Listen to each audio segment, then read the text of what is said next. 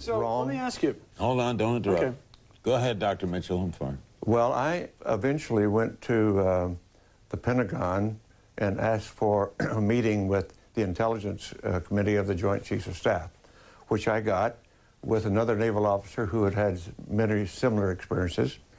And we told our story, and this gentleman, a vice admiral, said to us, well, I don't know about that, but I'm going to find out.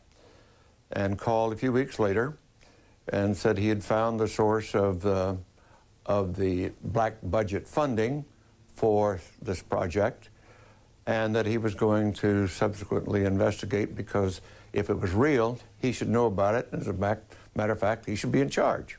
That was his words. And so we did get calls from him sometime later, and a report much later than that he had found the people responsible for the cover-up and for the people who were in the know. And we're told, I'm sorry, Admiral, you do not have need to know here, and so goodbye. All right, Bill. So what are you saying? So first of all, did you interview these people on their deathbed or under oath? Okay, I want the viewer, I mean, I'm not going to change your mind. So that's go for that. Then, you said they sought me out. You referred to a vice president. They sought him out. Okay, yeah, but they were not on their deathbed. A deathbed declaration is quite a different thing from seeking you out and telling a story. Hey, this is not for you. I'm not going to convince you. I am not interested in arguing with you. I'm telling my story. If you want to shut up and hear it, I'll be glad to talk. Otherwise, no.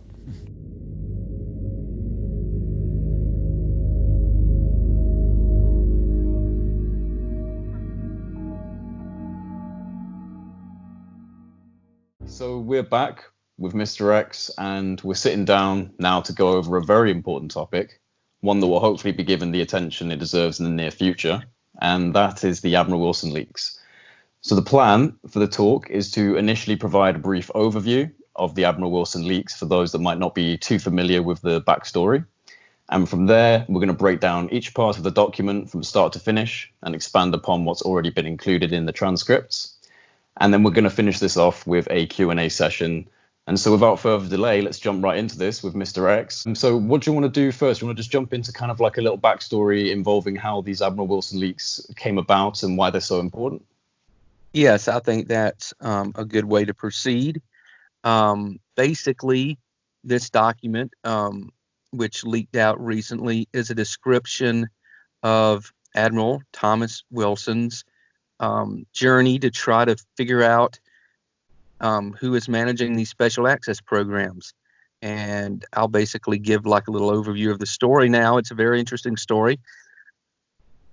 Basically, in 1997, Dr. Stephen Greer of the Disclosure Project, back then I think it was called CSETI, he has managed multiple projects for UFO disclosure. So it was Dr. Stephen Greer, Commander, Navy Reserve Commander Willard Miller, Dr. Edgar Mitchell, who was an astronaut, and he also, which we'll find out later, he was an advisor to NIDS, which was Bigelow's National Institute for Discovery Science, and a couple other individuals go to the Pentagon for a briefing with Admiral Thomas Wilson. So Dr. Stephen Greer gives this briefing and informs Admiral Wilson that there indeed have been crash recoveries of extraterrestrial spacecraft, and that unacknowledged special access programs have successfully reverse engineered these vehicles. And although it's not mentioned in the document, in the Admiral Wilson document we're going to review, it's important to mention that Dr. Stephen Greer had already sent Admiral Wilson several briefing documents, including a leaked NRO, National Reconnaissance Office document with project names a week or so previously to the briefing at the Pentagon. And Dr. Greer claims that when the briefing in the Pentagon took place, Admiral Wilson had already made some calls about these programs. So actually he was already investigating, which is just a little detail to point out. And basically Admiral Wilson starts searching for these programs with the assistance of the former Secretary of Defense at that time, William Perry, and former members of the senior review group of the Special Access Program Oversight Committee, not the members that were currently in place at that time, but previous members. And they help him track down these special access programs in the files of ALSTAT, the Office for the Undersecretary of Defense for Technology Acquisition and Logistics. And he tracks them down, and he calls several programs, and basically some of the programs refer him to other programs, and he eventually gets a hold of the control group that's managing these different special access programs, these 4 UFO-related special access programs. I want to stress here, these are most likely not the only UFO-related top secret special access programs in the world. These were just 4 that were getting funding from the DoD. And there could have been others that he did not locate that were getting funding from the DoD. There could have been others from that were getting funding from the Department of Energy or other organizations. So he just found 4. That doesn't mean that's all there was, or that's all there is on. So anyway, he calls them, he talks to them, and he demands access to these programs because he tells them how he is J2, which means that he's the head of the intelligence directorate for the Joint Chiefs of Staff. And he makes his case, but they say, hey, you need to come talk to us. And so he travels out to their location. We don't know exactly where it was, but we're guessing somewhere far enough away from the Pentagon that it could have been in the southwestern United States. So he travels there. He makes his case again, and they deny him access, but they do admit that they have a craft that was recovered sometime in the past that was not made by human hands, that's not human technology, and he demands access, and they refuse him again. So he goes back to the Pentagon, and he makes a fuss, and he goes to the senior review group at that time and demands access, and they not only refuse him, but they threaten to take away his pension. They threaten to reduce him in rank, and they threaten for him not to get his promotion to director of the DIA. And apparently, that's kind of where the story ends, because until he talked to Eric Davis years later and told this story, he kind of dropped the issue, just like they wanted him to. I guess he didn't want to make waves. Maybe he felt eventually that it would be better for his career to just do what they said. But eventually he did tell Eric Davis. And then it might be worth addressing, just before we kind of jump into breaking down the documents, just how they kind of got leaked out and why we're even able to talk about them now, at least just quickly. Yes. Oh, yes, absolutely. That's very important. Basically, very short story. When Edgar Mitchell was a scientific advisor to NIDS, the National Institute for Discovery Science, and Eric Davis worked for NIDS as well at one point in time. And so apparently this series of notes that was composed by Eric Davis during a meeting with Admiral Wilson in 2002, he made this series of notes that we're going to go through in detail. And you could call it a transcript, or you could call it extremely detailed notes. And he transferred this over to, Eric Davis transferred it to somehow, either directly to Edgar Mitchell, or it may have went through someone else in NIDS to Edgar Mitchell, but it got in his private archive. And then when Edgar Mitchell passed away, he had a friend who basically rescued this document and other documents, but this appears to be the most important document, the most significant. Maybe we don't know that for an absolute fact, but it appears to be, because it's the most significant one that has came out so far out of this collection. He basically rescues all of Edgar Mitchell's files. So a friend of Edgar Mitchell acquires these documents. Time passes, and this individual knew James Rigney, and at some point James Rigney arranged to acquire the document, and so he obtains it, and he ends up passing it along to Grant Cameron, the UFO researcher, and Grant Cameron finds the document to be too hot to handle. At first, he was supposed to post it or distribute it, but then he kind of becomes fearful about it because he realizes the extreme significance of this document.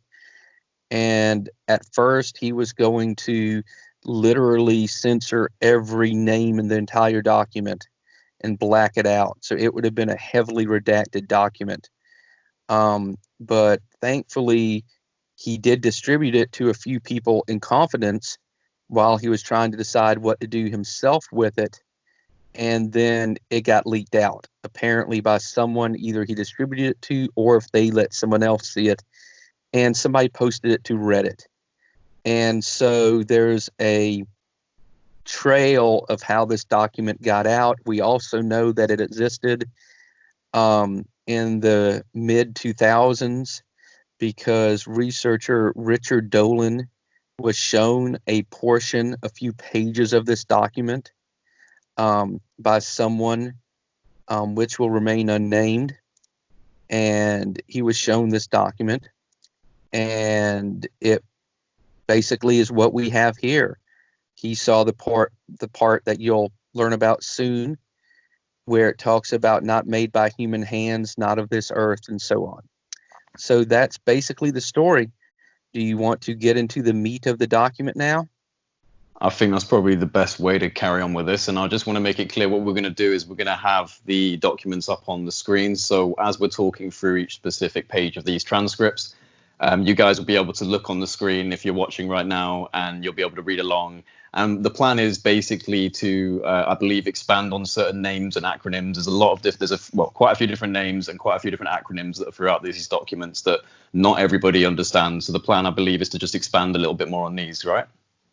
Yep, that's the plan. And I would apologize to everybody. I have a tickle in my throat. It's not coronavirus. I just have allergies. It's in the morning time, and so well, you sound fine. Don't worry. Okay, I appreciate that. My throat doesn't feel exactly fine, but I'm okay. This document, some people call it EWD notes because at the very top it says EWD notes for Eric W. Davis. Other people call it the Admiral Thomas Wilson document. So it starts off with EWD notes, then a date, 10/16/02. I'm assuming that's when he composed these notes. We don't know if this is a literal transcription, which it doesn't look exactly like a literal transcription, but he may have had a recording. He may have recorded the conversation with Admiral Wilson. We just don't know. I would find it very surprising if he did not record it because there's so much data in here. I doubt, unless Eric Davis has photographic memory, he could have remembered this much. So I have a feeling he recorded it. He may not have. It's possible that immediately after the meeting, he ran into a restaurant somewhere and wrote down everything he could remember. That's possible, but I tend to think it's a little more possible that he made a recording, but we may never know. So here it goes. It says, Eric Davis meeting with Admiral Wilson. Rich says to go to EG&G Special Projects Building at Greer in Paradise. Meet at 10 a.m. Don't be late. Rich is one of his contacts, I believe, in this Retired Intelligence Officer Association that's mentioned later in the document. And this is in Las Vegas. And to continue with the document, 10:10, Admiral late. So the Admiral was actually late getting there. Arrives with 2 Navy officers in uniform. He's in suit, now civilian. This is right after he had retired because Admiral Wilson eventually did become director of the DIA. And so this is right after he retired. Now, to continue, in uniform, 1 full lieutenant, 1 commander, A petty officer drives the car. Greetings with Admiral Wilson. We sit in his car in back of EG&G building, and they didn't actually sit in the back of the building. It was in the parking lot. That's mentioned in the document too. Talk until 11:20 a.m. Others departed for building to attend meeting inside at 10:10. TW for Thomas Wilson. TW, hello. The minute I saw your EWD resume, U.S. Uniformed Services ID copy, Air Force orders, and physics paper Rich gave, I knew who you were. Put two and two together. Figured you out. Figured who you were. Laughs. You don't want to talk about my career or DIA history. DIA stands for Defense Intelligence Agency. EWD, no, actually not. TW, I recalled phone call with Oak Shannon in fall, August, of 99. Big Oak Shannon fan. Go back years in Navy before Oak left for LANL. Oak Shannon was a former project manager at Los Alamos National Laboratory, and he also attended the Advanced Theoretical Physics Working Group that met in the early 1980s. That included Hal Puthoff and a series of other individuals. So now back to Thomas Wilson. TW. Oak talked 2 hours, wanted to convince to talk to me, EWD, about what he told Will Miller, which stands for Israeli Commander Willard Miller, but to continue. June 97 and April 97. Boston Globe story. L. Keene, that means Leslie Keene. Yep, UFO topic. Crashed, retrieved UFO craft bodies, etc. MJ-12 like UFO organization or cabal. EWD, what was said? Thomas Wilson again. Confirmed. Greer, Miller, Mitchell gave talk in Pentagon conference room. That would have been Stephen Greer, Commander Willard Miller, and Edgar Mitchell gave the talk in the Pentagon conference room. Now to continue. Admiral Mike Crawford, General Patrick Hughes were present, others too. Now this is in the little area of contention here, just one little area, because Dr. Stephen Greer actually said that he briefed Patrick Hughes separately at another time later on. So this was years after the fact. So probably Admiral Wilson just got this one little detail wrong because it was a little slip of his memory, or it's possible Eric Davis remembered what Admiral Wilson said slightly incorrectly. So that's a little thing right there, but it's not a big thing. To continue, date April 97. Ed Mitchell said 4/9/97. After group broke up, that's talking about the conference in the Pentagon. Miller, which would be Commander Willard Miller, and Admiral Wilson talked privately for 2 hours on UFOs, MJ-12, Roswell, crashed UFOs, alien bodies, etc. Thomas Wilson was intrigued, knew about intelligence on U.S. military intel, UFO close encounters, and foreign government encounters. He had seen the records, and he told Miller. TW, Thomas Wilson. Yes, Miller asked the question on MJ-12 UFO cabal, crashed UFO. Confirmed he called Miller, CA, late June 97, and told that Miller was right. There is such an organization in existence. EWD, what did you tell? Now, before I go on here, I want to specify that one reason why he might have been able to tell Miller that there was such an organization like MJ-12, or perhaps literally MJ-12, was that he received this document from Dr. Stephen Greer, elite NRO document. This document is available online on one of Dr. Stephen Greer's website. I believe it's the Sirius Project website. It's up there. And this document has a list of project code names such as Cosmic Ops and Maj Ops, that's M-A-J, and Magi, M-A-J-I Ops, and others that Stephen Greer said helped him track down at first, gave him some leads on the UFO-related special access programs. So MAJ, MAJI, that could stand for Majestic 12. Also, Admiral Wilson was actually going through files and information about these programs. So it's possible he may have even came across file names or program names or project names relating to MJ12. And again, I don't want to get too far away from this, but, Bob Lazar, if we believe him, he said that his badge had Madge on it, M-A-J. So that might be why Admiral Wilson could say that an organization like MJ12 or potentially MJ12 itself did indeed exist. Now, to continue, go ahead. One thing I'd like to potentially expand on, if you're able to, just before we move on to the next slide, is the Leslie Kean Boston Globe article. Are you able to, because some people might not know what the full reference is to that with Willard H. Miller. Are you able to expand on that at all? Basically, in that Boston Globe story, she mentions, she leaks that there was a briefing with him in the Pentagon. She leaks basically that Admiral Wilson was briefed. And later on in this document, he'll say how he caught a lot of flack for that. So that's basically what that Boston Globe story was. And there's some other content in it as well I don't have memorized, but it's available online if somebody wants to do a search. Now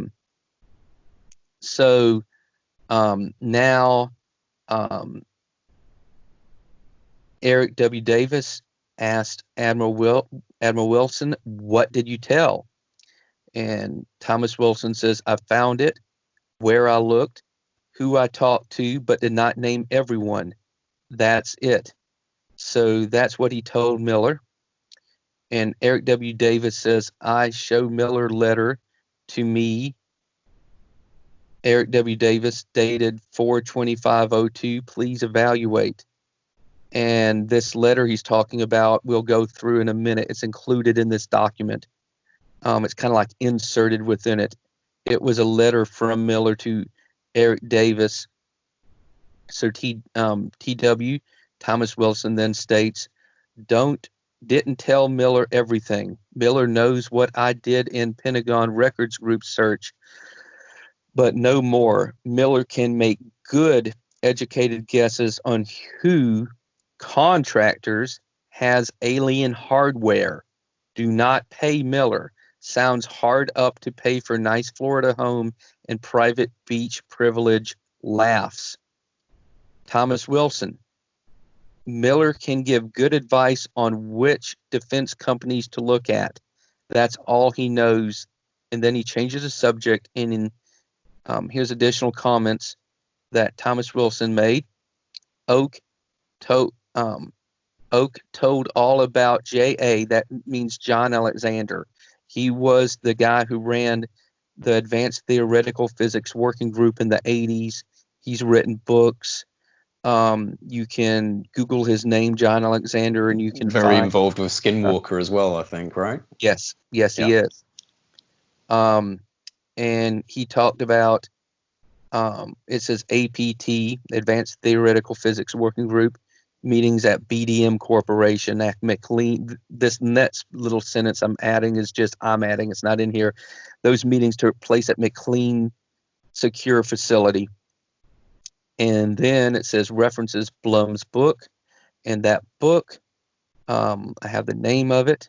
Let me find where I wrote that down.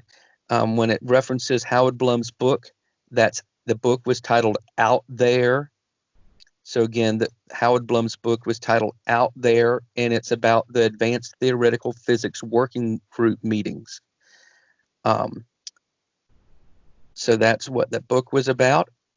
To continue, he says, talked about J.A. Blum's book, Oakey's Role, who attended, etc. Oak briefed me on the whole BDM thing. Again, that's the Advanced Theoretical Physics Working Group. Talked about the remote viewing program for 10 minutes. I know something of this RV, remote viewing. Oak said, Do we know what BDM? Sorry, do we know what BDM stands for before we keep going? It's the name of the corporation. I'm not exactly sure what it stands for off the top of my head. But you can Google it and probably figure out what those names represent. And then, so again, this is Thomas Wilson saying, Oak said EWD was a team player, would keep mouth shut, no media connections, obey all restrictions, not in government, no clearances, but pedigree excellent, professional, personal references very excellent. So Oak Shannon basically was very important in getting Admiral Wilson to talk to Davis. And what's interesting about this is I know that I want to say Grant Cameron actually contacted Oak Shannon, and I don't think he wanted to say much, but he's still alive. This is someone investigators could contact and ask Oak Shannon about his role in all this. If journalists ever wanted to contact him, he is alive. So that's a potential witness right there. Now, to move on, here's the letter that Willard Miller wrote to Eric Davis, and I will skip the addresses at the top. So I will just read the main part of the letter. Dear Eric, I must apologize to you and Hal for not getting back with you sooner. The fog of war, current business activity, and losing your new email address all contributed to the delay, which I regret. First, I must ask if you and or Hal would be interested in meeting Mr. Bob Beckwith in Tallahassee, Florida, the evening of May 30th. Bob has been invited to meet with the head of the Florida Academy of Sciences and the director of the High Magnetic Field Laboratory for a roundtable discussion of Mr. Beckwith's force model of the universe and his planned experiments in LTT, levitation, teleportation, time travel, among other subjects. I believe that this meeting date is now firm, but that will be determined in a conference call Thursday, 25 April. All that's not that super important, so I'm moving on in this letter. Next, let me respond to a few of your and Hal's previous questions. And he states, I would be willing to assist you and Hal with your ongoing research into UFO crash retrievals and the entities within the government or outside of it that are involved in that business. First, there must be absolutely no mention or association of my name with your work or investigation. I have absolutely nothing to gain from such association at this time and possibly much to lose. Second, I would charge you only for the actual time I spend in putting together materials, references, or contact list for you to pursue. I would expect that time to be minimal since that initial information would not take long to put together, probably less than 8 hours. My standard rate for such work is 180 per straight time hour. Third, nothing I would provide you would be classified from a national security perspective. Although I have held a top secret clearance with access to special compartmented information, SCI, and other special clearances for other programs, I currently do not work in the classified realm, nor do I hold those clearances. As I discussed with you, only by means of working on a current classified government contract and having the need to know and thus requesting my previous clearances be reinstated by DOD would I again work in the classified realm. Now, all that said, and pending further discussion with you and Hal on your ultimate objectives for having such information, I could provide the following. Particulars on a special team involved as a secondary mission with recovering crashed craft, including but not limited to the previously classified F-117 stealth fighter. This team or its successors, its parent sponsoring entity, and its two key officers may provide some of the information that you seek. Number two, the name and last location of a senior officer who I believe had firsthand knowledge, U.S. government alien reproduction vehicles, ARVs, at Area 51 and associated locations. I want to mention, I'm not sure if this is actually talking about the Fluxliner ARV, which was also called the alien reproduction vehicle, or if this was just another reverse engineered craft. That's unclear here. To move on, the name and current location of a retired senior flag rank officer, that means he's a general flag rank officer, who I believe was directly involved in government interaction with a significant UFO event on the East Coast of the U.S., and I believe has, by virtue of his former leadership position, high military rank and control of significant military forces, direct knowledge of U.S. government involvement in this business. 4. A list of civilian contractors who, by virtue of their past and current highly classified work, current capabilities, clearances, specialized personnel, and geographic areas of concern, most likely have current involvement in and knowledge of U.S. government work in alien-derived technologies, crashes, landing, and associated events. If you have interest in any of the above, please let me know. Finally, I have a request. I'm trying to locate a company in Las Vegas, Nevada, which some years ago manufactured a specialized disabling pepper spray for the military and law enforcement. This company was called One Mark Inc., 2300 West Sahara Avenue, STE 500, and I knew its VP, a Mr. Joe Zucchero. Any help in locating him and the company would be appreciated. Why he was trying to find this guy, no one knows. Now, that's the letter that is referenced in the conversation between Eric Davis and Admiral Wilson. I will say, to be fair, that Willard Miller, when questioned, denies that he wrote this.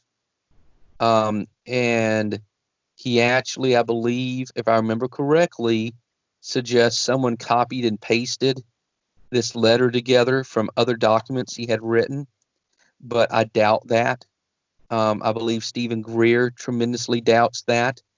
I personally believe, I could be wrong, but I think he did indeed write this. I think that if you read in this document where he talks about he would have much to lose if his involvement was revealed. That, you see, I'll read that part again. First, there must be absolutely no mention or association of my name with your work or investigation. I have absolutely nothing to gain from such an association at this time, and possibly much to lose. So I believe it's just obvious that he would deny this, that he wrote this. Again, I can't say that with 100% certainty, but it makes perfect sense. So to move on with the regular document. Now we're moving back to the regular notes of the conversation between Admiral Wilson and Eric Davis. So TW, Thomas Wilson, told Oak it's a bad time no good to talk to me. Eric W. Davis, too busy. Said Oak, too difficult to contact anymore. Heard he was in and out the hospital. Extremely sensitive to stress, heart sick, bad news. Tried calling Linda, takes messages, but none returned. She doesn't want much on Oak's plate for fear. Linda, I'm just interjecting this here. Linda is Oak Shannon's wife. So didn't say yes or no to request. I would think on it. 3 years past and retiring. Left DIA 2002, replaced by Admiral Jacoby.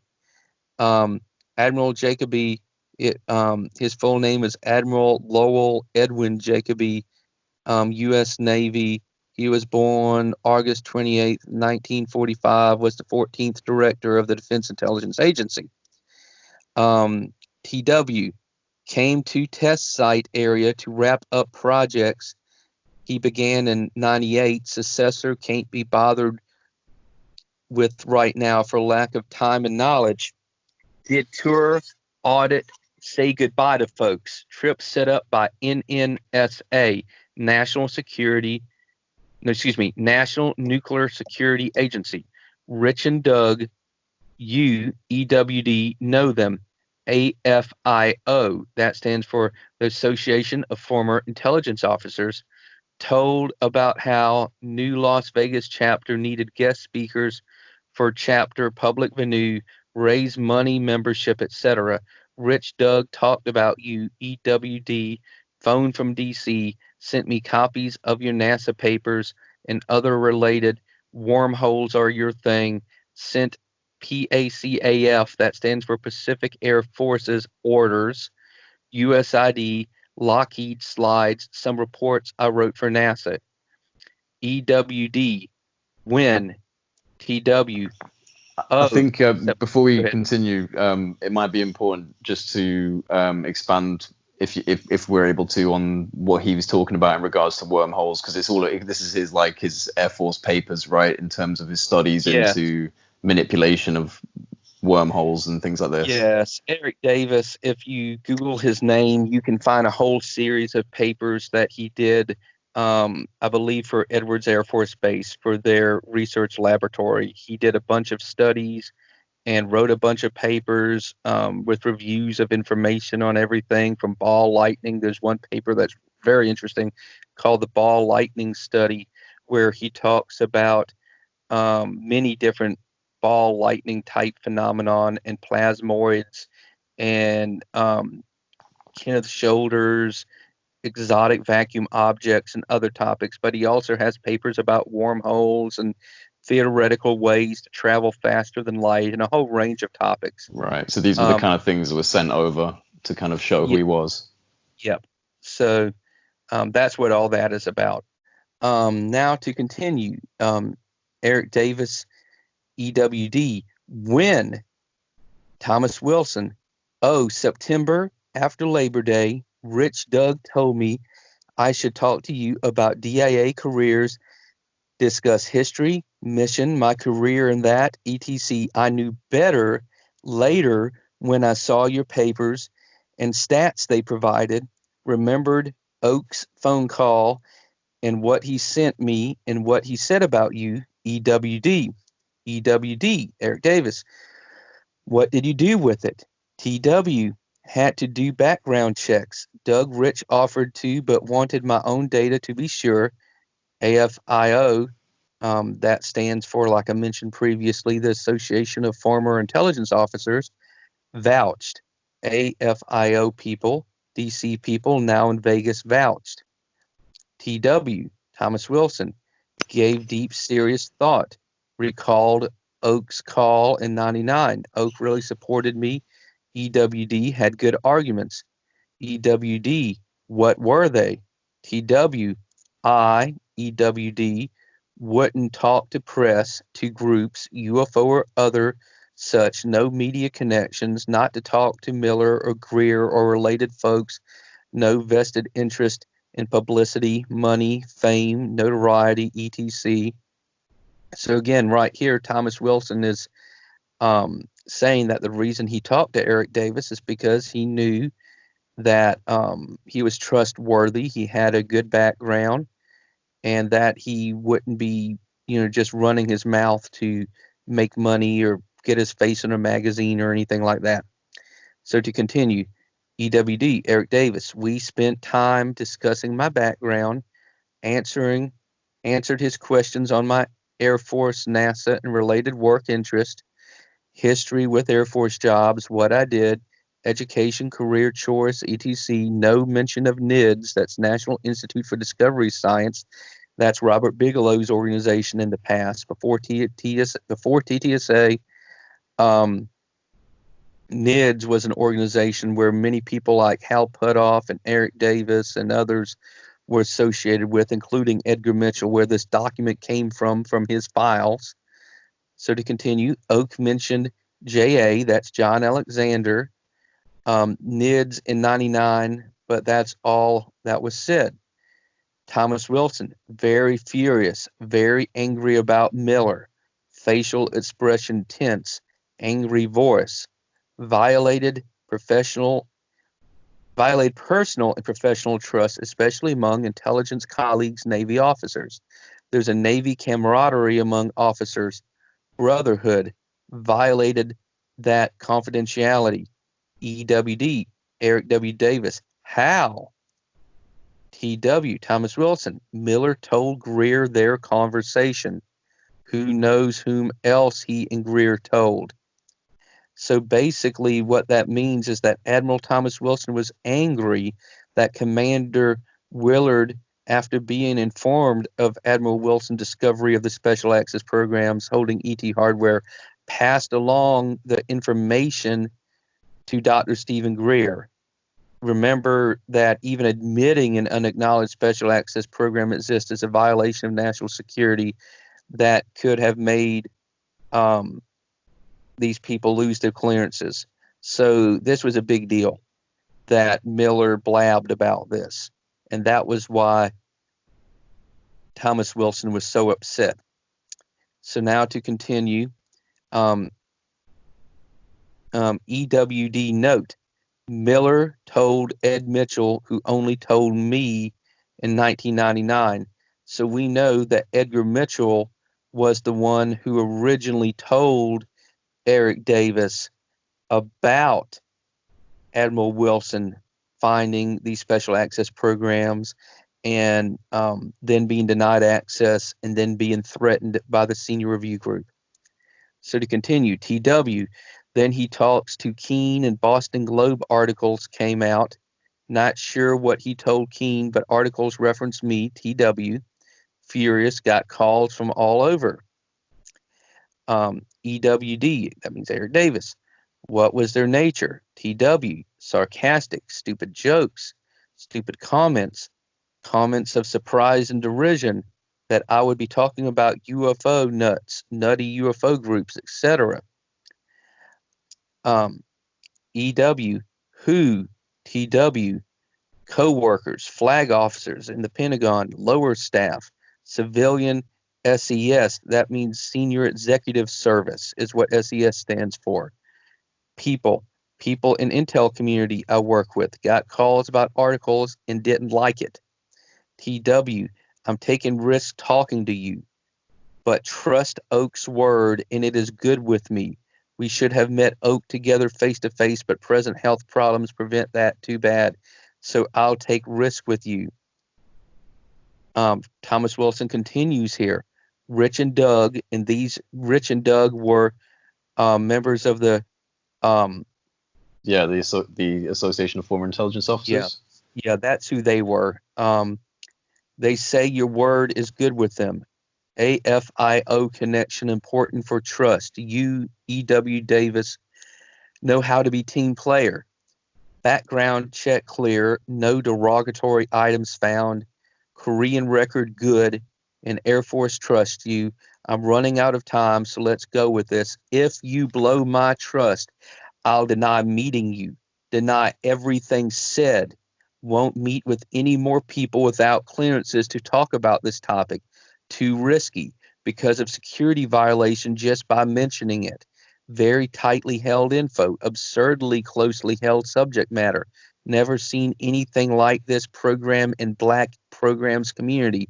I want to talk about this for a second, and this is very important because this is why to this day, Admiral Wilson, when he is contacted, either will not speak at all about this topic or he denies, like he did with Richard Dolan when Richard Dolan contacted him many years ago before this document right here leaked. And when Richard Dolan contacted him, he denied anything but the initial briefing at the Pentagon. He denied that he, located the special access programs or anything like that. This is why he is so secretive about this. And this is why Eric Davis is refusing to this day to publicly confirm this document is legitimate. He does not deny it. That's important to note too. If this document was not legitimate, anyone who knows Eric Davis's personality knows that if something is BS, he calls it out instantly. Mm-hmm. He is not hesitant at all to speak up if he disagrees with something. He has a pretty bold personality. I would say it's important probably to just touch on the fact that Admiral Wilson chose the word absurdly when he was talking about the security around, these types of projects, because this is a person that has already had access to special access programs and the type of security apparatus. He's used to that. And so for him to describe it in that type of format gives you an idea of just how unbelievably compartmentalized and secret this is, even in comparison to what we consider to be secret through normal standards. Oh, yes. And we'll find out later in this document even more why he used that word absurdly, because these programs were not reporting honestly to the Special Access Program Oversight Committee. They were hiding behind other programs, disguising themselves. They were literally breaking the law. They were getting the senior review group to cover for them. They had basically managed to somehow get the senior review group to break the law by allowing them not to report openly and honestly in the paperwork, in the files. They were not honestly reporting to the overall Special Access Program Oversight Committee what they were doing. You see, all of these programs have to report honestly and openly and transparently to the Special Access Program Oversight Committee. And if they don't report honestly, then they're breaking the law. And that's what these programs were doing. They were literally absurd. And so this is extremely sensitive information. And that's why he was so nervous about telling anyone what had happened and what he discovered, and why he basically was stressing to Eric Davis that if he leaked this information, that he wouldn't talk with anyone again about it. So I'll continue from there. EWD, okay then, what happened in April to June of 97? PW, Thomas Wilson, after parting with Miller, week later, he thinks, I made calls, knocked on a few doors, talked to a few people, went on for 45 days, thereabouts, on and off. Suggestion came from Ward, General M. Ward, which stands for General H. Marshall Ward, to go through the records group's files like an index system in OUSTAT, Office of the Undersecretary of Defense for Acquisition and Technology. He ran into Bill Perry in May of 97, talked quietly about this. He suggested the same thing. They told me of a special projects record group not belonging to usual special access programs, a special subset of the unacknowledged, carved out WAVE programs, not belonging to a usual SAP division as organized in 94 by Perry himself, set apart from the rest, but buried, covered by conventional special access programs. Now, this is very important right now, because a special access program is already a program that has extra security measures on top of it. And this was different not only from special access programs, but also unacknowledged special access program. An unacknowledged special access program is one that even the identity of it cannot be revealed. Yet it was even more, these UFO programs were even more secretive than that, because there's other ordinary unacknowledged special access programs that are called WAVE programs. These WAVE programs, they don't have the reporting requirements to Congress that ordinary unacknowledged special access programs have. Certain congressmen, usually committee chairmen of like defense and appropriations, instead of getting the paperwork, they can only get a oral briefing on these programs, and then they probably only happen if these special leaders in Congress and Senate, these committee chairmen, actually request it, if they know about it to begin with. And then there are carve-out programs. These carve-outs, that's like another layer of secrecy on top of it. That means that the contractor is responsible for all the inspection of the site, because every special access program, their secure facilities has to abide by tons of regulations, the thickness of the walls, the soundproofing, the white noise generators, all the rules for locks on the doors and cameras, and also little things about the facility, and and restrictions on computer access. There's all kinds of rules, but in a carved out program, the Pentagon is not responsible for it anymore. All that responsibility goes to the contractor, which is kind of ridiculous in my opinion, because it basically transfers so much authority away. But these UFO programs were even beyond that. They were basically in another special subset. And who was Bill Perry at this time in 97? In 97, Bill Perry had already left. He was no longer Secretary of Defense. And there was another Secretary of Defense at the time in 97. And I believe that was William Cohen, I believe. Let me check that real fast in my notes. I was going to get to that in a little bit, but I will verify that right now. Yeah, I'm pretty sure it was William Cohen was the Secretary of Defense at the time. And we know that as we go on in this, we know the identities of the members of the senior review group that threatened him, or at least I'm 99% certain we do. I mean, we don't know absolutely for sure about, for example, the chairman of it. There's a little issue there we will get into, but we know who was all involved. So there's people that journalists could actually try to get interviews with if they so desired. So these programs, these UFO special access programs, were both in a separate subset while they were hiding out behind other programs. Admiral Wilson described them as being set apart from the ordinary programs, but buried and covered by conventional special access programs. So they were hiding out, and that was a major problem. Now, to continue with the document, EWD, who was USDAT, basically this, I think that's a little typo talking about Alstat. That could stand for Undersecretary of Defense for Acquisition Technology. Oh, yeah. That stands for Undersecretary of Defense for Acquisition Technology, was Paul Kaminski. And he talked to, that was the previous one. That was the previous Undersecretary, I believe, at the time. He talked to both Paul and Mike Kostanek. Mike Kostanek was a brigadier general. Paul Kaminski, now this is important to note. This is a little thing in the document that could be important.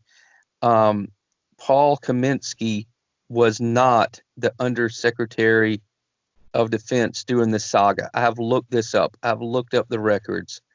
Paul Kaminski was the Undersecretary of Defense for Acquisition and Technology before this.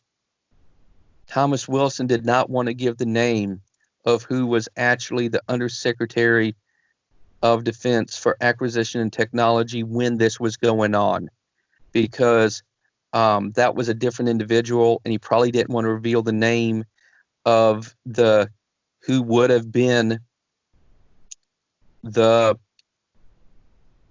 in charge of the senior review group. And we'll get to his name later on. So this is important right here. And it's not because this is a red flag like some people like to say about this document. No, this is not a red flag. This is not an error. He was obviously not wanting to admit who it was that was on the senior review group that denied him access to these programs. So that it was not Paul Kaminski. And Michael Kostanek, he was actually also on the senior review group previously under Paul Kaminski. He was the director of special programs, and we're going to get to that in a minute. So EWD asked Michael Kostanek, TW, Thomas Wilson. In Paul's office, Alstat, Director of Special Programs in Alstat, Office of the Undersecretary of Defense for Acquisition, Technology, and Logistics, as reorganized by Perry in 94. And when he says reorganized in Perry in 94, the whole Special Access Program organizational structure started being reorganized in the early 90s. And there's documents online about it that are declassified. There's tons of information anybody can look up with a Google search about that and read all about it. And he says Mike is also, and when he says he was not all of this at the time. He was this before Admiral Wilson started looking for these documents. So Mike is also director of SAPCO, Special Access Programs Coordination Office. Mike is member and executive secretary at SAP, Special Access Program Oversight Committee. In capacity as SAPCO director, Mike is a member of the senior review group. This was before this saga, when Admiral Wilson was looking for these programs. So that's important to point out. Thomas Wilson, I'm continuing the read now. Thomas Wilson was Deputy Director, DIA Assistant, Joint Chief of Staff, J2 at time. Boss was Director of DIA, General Patrick Hughes. General Patrick Hughes, we know that Dr. Stephen Greer briefed on the UFO topic after the original briefing at the Pentagon with Admiral Wilson. It was at a later date. So now, Thomas Wilson. So found the unusual record group, read the index abstracts, EWD, budget info, TW, no budget info. That is kept in separate records for audit purposes. A security budget record is copied into a folder for the program. Talked to Mike, who said it was like 2 to 3 times the program budget, but there were times when it went as high as 6-7 times the core budget. Thought it was absurdly high. Said Perry wanted investigation on that, but was told to drop it. So get this. The Secretary of Defense wants to investigate why the budget of these special access programs is surging. And he's the Secretary of Defense, and he is told to drop it. Does that give you a hint of the extreme power of these UFO special access programs? And if Majestic 12 does exist, if this UFO cabal does indeed exist, which I believe it does, because there's evidence even beyond this document that MJ12 does indeed exist, or at least did exist, that they had extreme power where they could just command the Secretary of Defense to do something and he would just do it. That is just absurd. That is. Well, is this the absurdity? Is the meeting with Dr. Stephen Greer and General Patrick Hughes, the separate meeting, the one that happened afterwards, is that the meeting in which because there's a citizens disclosure hearing where Stephen Greer is talking about his interactions with these types of briefings, and I'm pretty sure he was referring to General Patrick Hughes when he said that he was providing him this briefing, and the general went over to a shelf and picked up an alien doll, and said, "This is all I've been given with my questions, regarding this topic." And this is, he had been basically handed a toy ET doll. Yeah, that was what Dr. Stephen Greer said about General Patrick Hughes when he interviewed him. He went to his office and he, gave him a briefing and was talking to him. And General Hughes, got this little toy alien off the shelf and said, "I tried to get answers about this, and this is all they gave me." Yeah. So they're willing to deny access to the DIA director. They're also willing to even tell the Secretary of Defense to drop it. And I think it also kind of shows a level of, I don't know, it's jest, really, isn't it? They're kind of making fun of the general at that point with giving him a toy. It's not just a denial access, but they're mocking him. Of course they're mocking him, because the people that run this cover-up think they're better than everyone. They think that they are elitist. They think they have some special authority, some special ability that makes them the ones that should be in charge of the whole show, but they're not. So we don't need to get too off topic because I have a lot. No, we'll about that finish later. this slide off now because it's almost at the bottom. Okay. So EWD, who told him that? TW, he didn't want to answer my question on that. Said I could find out something from Judy Daly. Judith Daly, Assistant Deputy Undersecretary of Defense for Advanced Development, Austat. And so I'm moving on. Thomas Wilson, she said by phone, talking about Judith Daly, the Assistant Deputy Undersecretary of Defense for Advanced Development. So Thomas Wilson, she said by phone call that security and other program budget records were being revamped and relocated to their own records group. Security budgets were sometimes cumulative and not annual numbers. Easy to see how misunderstanding occurs when comparing to annual program budget figures. 6 to 7 times could be 2 to 5 years cumulative total.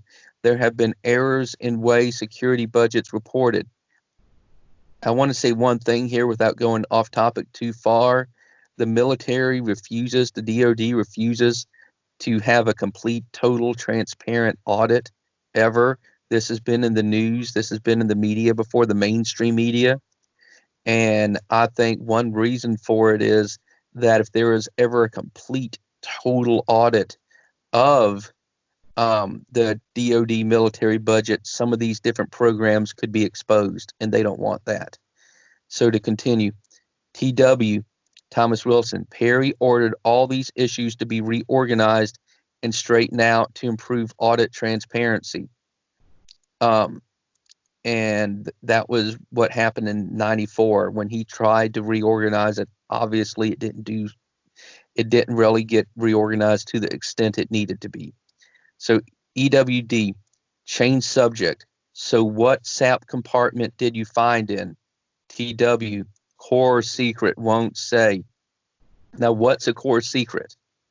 A core secret is a piece of information so sensitive that if released, it would likely result in immediate failure of a program. So a core secret is literally something so hot, so important, such a critical piece of information that it would just like completely reveal a program or some critical aspect of a program that would make it fail. And so EW, Eric Davis asks again, code name, TW, again, won't say, core secret. EWD, who was the project contractor or the U.S. government agency that runs the program? TW, an aerospace technology contractor, one of the top ones in the United States. EWD, who? TW, core secret, can't tell. EWD, defense contractor, question mark? TW, yes, the best one of them. EWD, intelligence 2, question mark? TW, in the corporate portfolio. So he's saying intelligence is in the corporate portfolio. EWD, give a hint. TW, sorry, no. Now, before we move on, I'm going to give some of the evidence for the fact that it's most likely Lockheed Martin is the contractor they are talking about. In my opinion, Lockheed Martin is obviously the contractor that Admiral Wilson refuses to name. There's a multitude of evidence for this, including the facts that, number one, Lockheed Martin is the largest top aerospace contractor in the United States. And I think, maybe I'm wrong, but it's always been. They are also considered by many to be the best such contractor. They are extremely well respected beyond any other aerospace contractor that I'm aware of. Not saying there's not other very good aerospace contractors, but they are basically a cut above the rest. Number two, you can go to Lockheed Martin's website and see that they offer intelligence services, which was mentioned as one aspect of the contractor by Admiral Wilson. Number three, now this is important now. Lockheed Martin built what's called the Fluxliner ARV, Alien Reproduction Vehicle, which was seen by Brad Sorensen at their Palmdale facility and elsewhere by other witnesses. There's a documentary all about this called Zero Point, the Fluxliner ARV. It's a fantastic documentary. It tells the whole story of the Fluxliner. It's extremely well done, and I would suggest everyone, go to YouTube and do a search for 0 Point, the Fluxliner ARV. So 0 Point, the Fluxliner ARV, and it provides a wealth of information. And I'm convinced that Lockheed did build this anti-gravity craft that was reverse engineered from alien technology called the Fluxliner. Number 4, Tom DeLonge, who was the founder of To the Stars Academy, has stated the anti-gravity black triangle, the TR-3B, is real and was built by Lockheed Skunk Works. His primary insiders were General William McCaslin, who had been on the senior review group of the Special Access Program Oversight Committee, and Robert F. Weiss of Lockheed. And that's what's so interesting about this, is because a lot of people don't realize General Will McCaslin, who was the general that Tom DeLonge talked about for so long, eventually when WikiLeaks happened, the identities of General William McCaslin was leaked out, and also the identity of Robert F. Weiss of Lockheed was leaked out. So there you have General Will McCaslin, who after this period of time, years later, after Admiral Wilson's saga was over with, General Will McCaslin was on the senior review group as the director of special programs. And that is why he's such an important man. Tom DeLonge loves to say that the general is such an important man. Well, he's an important man not because he worked at Wright-Patterson, but he's an important man because he was the director of special programs. And that's the nexus between the DOD and the black world of these special access programs, and carved out special access programs and waived special access programs. So he would be in the perfect position to know about any such UFO-related reverse engineering projects. And then with Robert Weiss of Lockheed being one of Tom DeLonge's insiders, there you have someone who I believe was at one point the general manager of Skunk Works, of Lockheed Skunk Works. So I think this is more evidence that Lockheed was the contractor. And then if you listen to some of the interviews Eric Davis has given, in one particular interview, he stated that he had met the former vice president of a legacy aerospace corporation and was told by that individual, the former vice president, that he had previously worked on an ET reverse engineering project, but he didn't any longer. And we don't know for certain. I'm not saying this is absolutely the case, but it seems to me that it's likely this individual was Robert F. Weiss of Lockheed, who was in charge of Skunk Works. But Right. it could have been someone else. We just don't know. But he also, what's interesting is Eric Davis talks about he knew the vice president of a legacy aerospace corporation that I believe lived in California, and with his family saw a UFO right at the beach, basically. And this guy, who would have been briefed in all the black projects and knew what other countries were doing as well, what kind of craft they were building, nothing fit the profile of this UFO he saw with his family. And so because of all of this, I believe that the evidence is overwhelming. This contractor was indeed Lockheed Martin. So EWD, what happened when you found the contractor? TW, Thomas Wilson. I made several calls end of May 97. First to Paul, that had been Paul Kaminski, Mike Kostanek, and William Perry, to confirm I had the right contractor and program manager to talk to. EWD, they confirmed. TW, yes. EWD, then TW, end of May 97, made 3 calls to the program manager, one of them conference call with security director and corporate attorney. Confusion on their part as why I was looking for them and what I wanted from them or wanted to know about. Very testy tone from all of them, and this makes perfect sense here because by law, every special access program has to have a project director, number 1, a security director, number 2, and a corporate attorney. That's law, and they had that, so that fits perfectly. That's more evidence that this document is indeed legitimate. It fits with the law about these special access programs. So now to move on, EWD. What do you mean? TW, they were agitated about my calling, surprised by call. EWD, what you asked them. The grammar in this is not perfect, by the way. TW.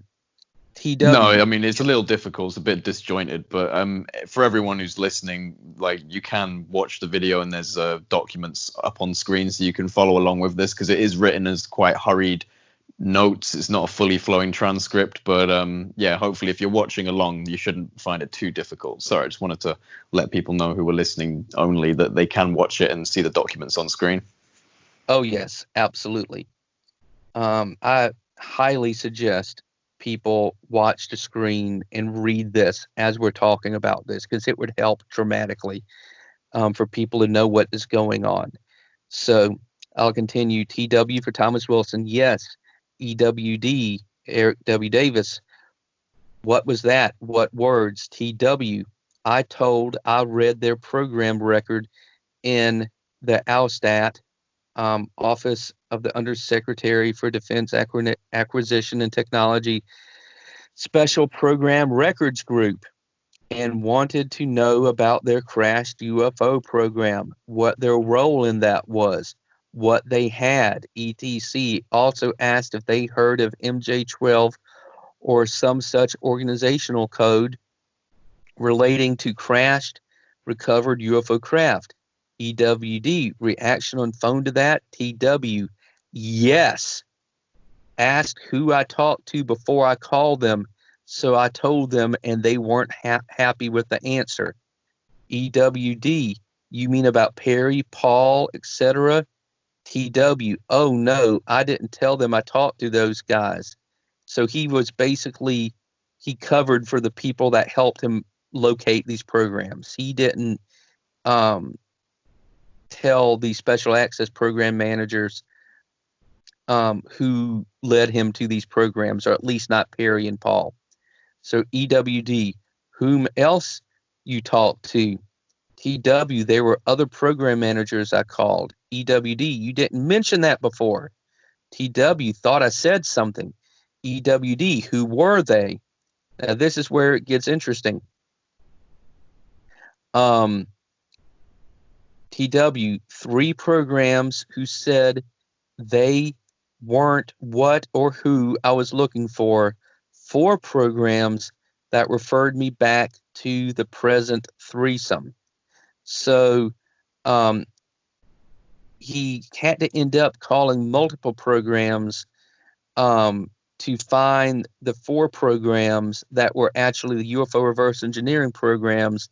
And the threesome he's talking about isn't necessarily 3 programs, but it was the 3 representatives of the special access program that he interacted with, the 3 individuals. That's what the threesome stands for. And what's interesting about this, and I really want to mention this because I think it's important and very interesting, is there's a scientist named Bernard Heesch. And Bernard Heesch has a website. I believe it used to be called UFO Skeptic. I believe it's been taken down or removed. But people have an archive of it so that information is still available. But he has written papers, I believe, with Putoff. He's very close to people in NIDS and very close to some people that's in TTSA now. And he had some very provocative statements. And I want to read one of these to you. So this is from Bernard Heesch from his website, ufoskeptic.org, which is no longer up. But he's not really a skeptic, and you'll see as I read this. So, quote, a group of 4 related but separate, unacknowledged SCI programs tracing back to a 1947 Truman Memorandum still exist and were housed as of the 1990s in major aerospace companies such as, for example, Lockheed, TRW, Raytheon, Aerospace Corporation, etc. These would be expensive programs since the cost of secrecy can be several times higher than the research. The ATIP program has no relation to these 4 much better funded deep black ones. Indeed, the black programs collectively have budgets in the $10 billion range and up. Topics apparently include both reverse engineering and extraterrestrial biology. So he was, and he posted this long before the Admiral Thomas Wilson document ever came out. So it sounds to me like Bernard Haish had been talking to Eric Davis or other sources that told him the same thing. So to continue, EWD, why the latter? And when he says why the latter, that's talking to you about how he found these programs. TW, because they were part of it in different compartments, placed in different layers of the compartment pyramid, split up to do different things or parts of it. They're all in the same records group, but their connection to each other is not obvious. Typical thing, but unusual in records. So you see, they were working hard to disguise themselves, but they shouldn't have been trying to disguise themselves because the only people who would see these records were the Special Access Program Oversight Committee, the group that they were legally required to submit honest, transparent documentation to. So they were literally hiding out not only from other nations and hiding out from the public, they were hiding out and disguising themselves from their legal authority within the DoD. That's what makes these programs outright criminal. This is an outrage. And this is why journalists need to investigate this, not only because the UFO reality is so significant in and of itself. That is a big part of it, that yes, intelligent extraterrestrial beings are visiting Earth and they have crashed, and we have intact craft, and we have bodies, and there is a long series of such recoveries of craft and bodies, and we've had successful reverse engineering. That's part of it, but the other part of it is how it has been covered up and how these rogue special access programs and the corporations they're managed by has actually broken the law by hiding out like this and not reporting transparently to their oversight committees. That is part of the big story here.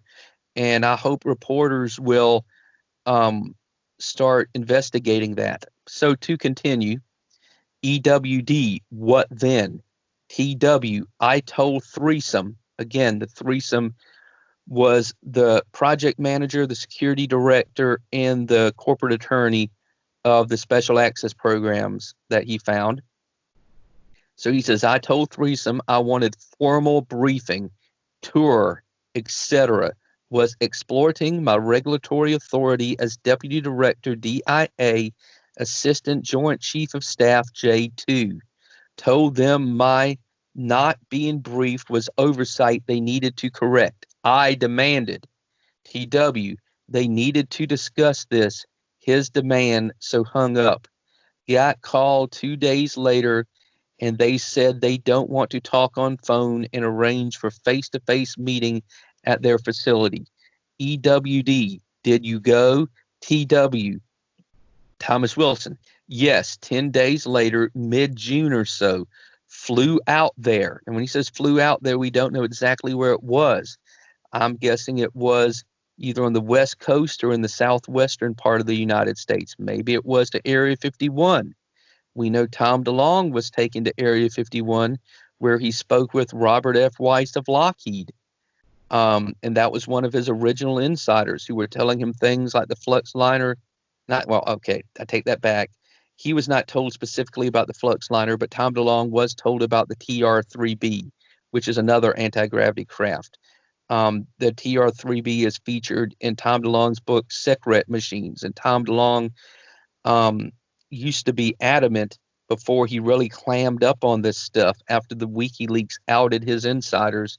He used to be adamant that the TR-3B is indeed a real craft that we have built. And if you listen to Tom DeLonge's interviews like he did back in the day in 2016 on Coast to Coast AM, he said flat out that he was told that, yes, we have indeed cracked gravity, that there are reverse engineering programs.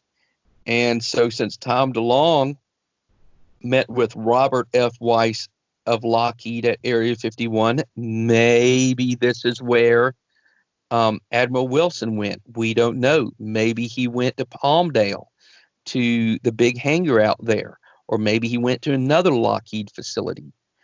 We just don't know, but he flew out there. So now to continue, met in their conference room in their secure vault. Another term for that is a SCIF, a secure compartmented information facility. 3 of them show up.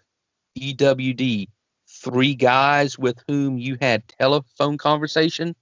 TW, yes, same 3.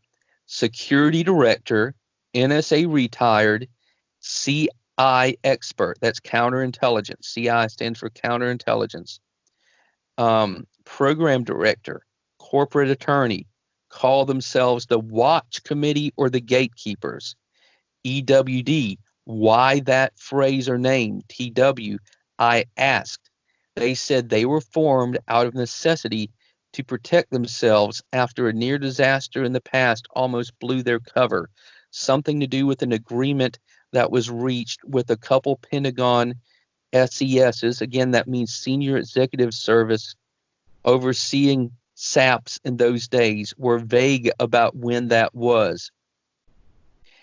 EWD, what was this? TW, let me finish. They said years ago in the past, an audit investigation led to them, and it wasn't supposed to. They were nearly outed. A battle, a nasty back and forth between them and the investigator and his Pentagon chief ensured, like a tug of war for program transparency. They told me money was the issue. Their hiding out became the other issue. So this was about money. This was an audit, and that led to them almost being outed. So I'll continue. Some kind of threat was leveled to blow the lid off them, so they backed down and let the investigator in to complete his job. They worked very hard to keep the program hidden. And one thing I want to say about this is the only reason they interface at all with the DoD and why other programs managed by the Department of Energy probably interface with the Department of Energy is simply because of the fact they want the money.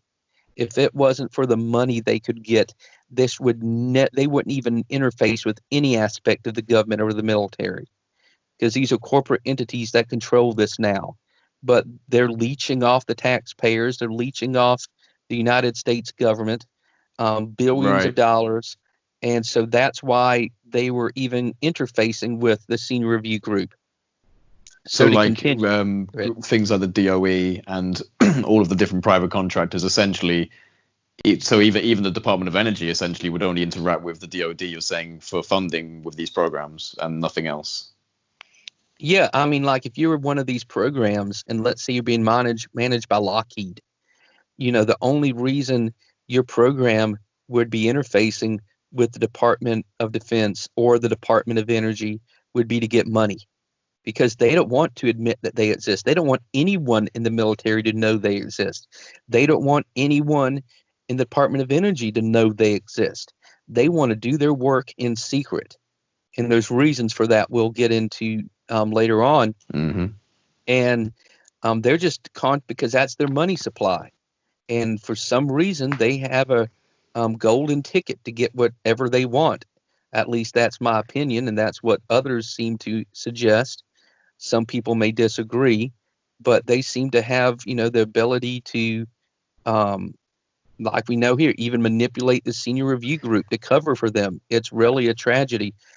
And is the audit that's been mentioned here? Do you think that's got anything to do with the missing 2.3 trillion? I think it was that was mentioned back in the early 2000s.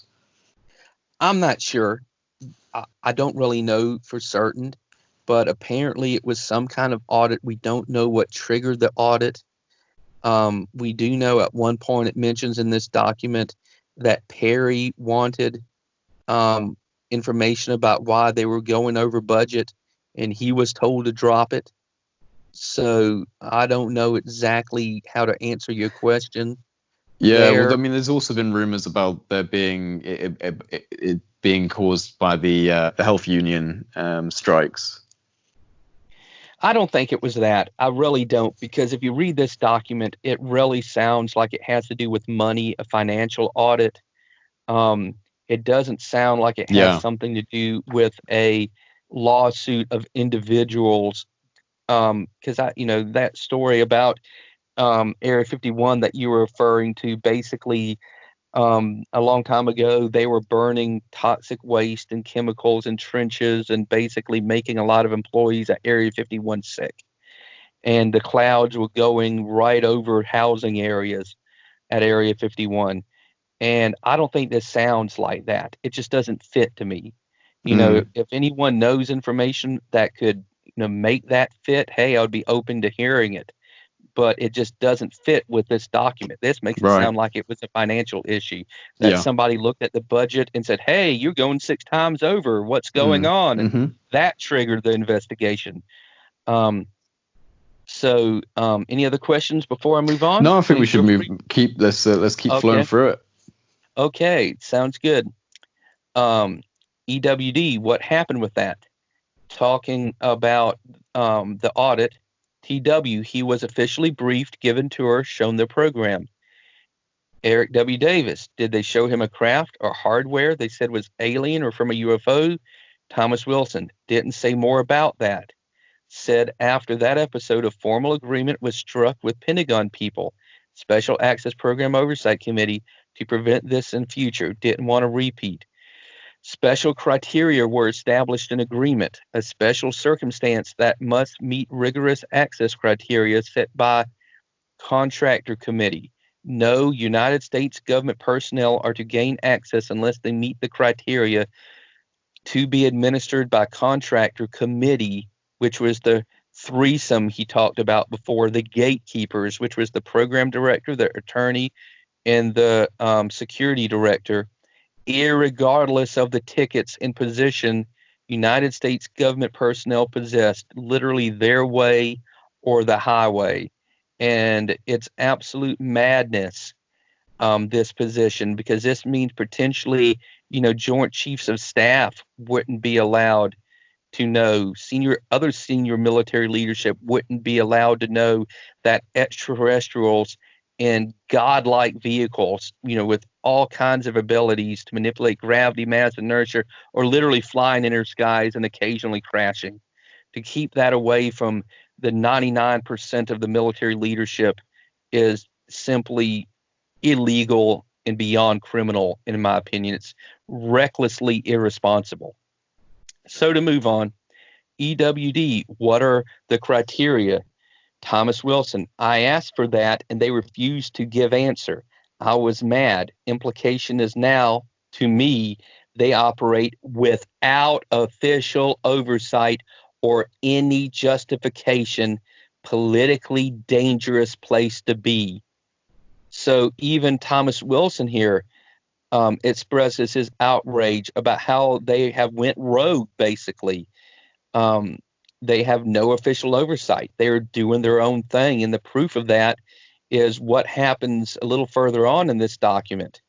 How they threaten him, how they try to intimidate him into dropping the issue. And we'll get into that in a little bit. So he continues, threesome concerned with who Thomas Wilson had talked to at Pentagon or elsewhere by phone, fax, email, wanted accounting of conversations, concerned about new exposure. Purpose of meeting was to tell me this. So the meeting was not to give him access. The meeting that he flew out to at their secure facility was not to even consider giving him access. It was to figure out who he talked to. And that just shows their paranoia about even letting the people with that have a need to know into this program. Because Admiral Wilson, you have to realize, he wrote intelligence briefings for the members of the Joint Chiefs of Staff. And if they don't have a need to know that alien spacecraft are flying in our skies that can do circles around F-18s or F-22s, the stealth bomber, anything we have, that their craft are, tremendously superior, then, I mean, that to me, it makes the whole DOD absurd. If they cannot be told about this, what's the point in having the DOD? But anyway, to move on, EWD, what? Thomas Wilson, that they weren't going to let me in the door. EWD, why? They said my tickets were all confirmed and valid, but I was not on the bigot list. The bigot list is a term used in special access programs. You could also call it the access list. It's a list of people who are allowed to be in a program or know about a program or be briefed into the program. So Thomas Wilson goes on to say, my tickets alone were not enough. I didn't meet the special criteria, so need to know authorization was not being granted. Went back and forth with them over these points, primarily with security director and attorney. Thomas Wilson argued more. They wouldn't accept my arguments that they fell under my statutory oversight and regulatory authority as deputy director of DIA, under purview for my right to have need to know oversight, audit, justifications, issues, etc., regulatory and statutory authority as deputy director DIA not relevant or pertinent to nature of their program. Then they pulled out their bigot list to convince me otherwise, several pages long, dated 1990, updated 1993. EWD, who was on it? Recognized names? TW, that is core secret. So again, he doesn't want to reveal who was in it because that would be a core secret. And if you read this document carefully, and we're going to talk about a few names in a little bit, the reason he didn't give the names of the people who were on the senior review group at the time is because they knew this secret. They knew these core secrets, and he didn't want to give that information to Eric Davis. And we're going to reveal who they are in a little bit. So to go on, willing to say that most were program employees, names and titles, job titles, civilians, didn't recognize any military personnel could be there. EWD, any politicians? TW, no. No White House names. No president. As we know, for a very, very long time, the presidents of the United States have not even been briefed on this topic. At least that's what most people think, that even the president of the United States is kept out the loop. No congressional people. No congressional staffers. EWD, any in Clinton or Bush senior administrations? TW, no. But a handful of names were Pentagon individuals I recognized, few from Alstat, one from another department, another at NSC, who is Pentagon SES employee. So NSC, I believe, would be National Security Council, I believe. Program managers said they were not a weapons program, not any intelligence program, not any special ops or logistics program. Doesn't fit these categories. I asked what they were then. Loud groan from the program manager. Security director and attorney say it's okay to say it. EWD, Eric Davis. Say what? Thomas Wilson. They were a reverse engineering program, something recovered years ago in the past. Technological hardware was recovered. So I thought they meant recovered Soviet Chinese hardware and reverse engineer it like a missile or intelligence platform or aircraft. Actually came to meeting expecting to find a sensitive foreign collection and reverse engineering operation. Thought UFOs used as a cover for that. So I said that, and they said they weren't that either. They had program manager talking a craft, an intact craft they believe could fly. Space ? Air ? Water ? Dimensions ? Was it from overseas or not? Said no, could not be possible. Not possible. Why, I asked. Where did it come from? Program managers said they didn't know where it was from. They had some ideas on this.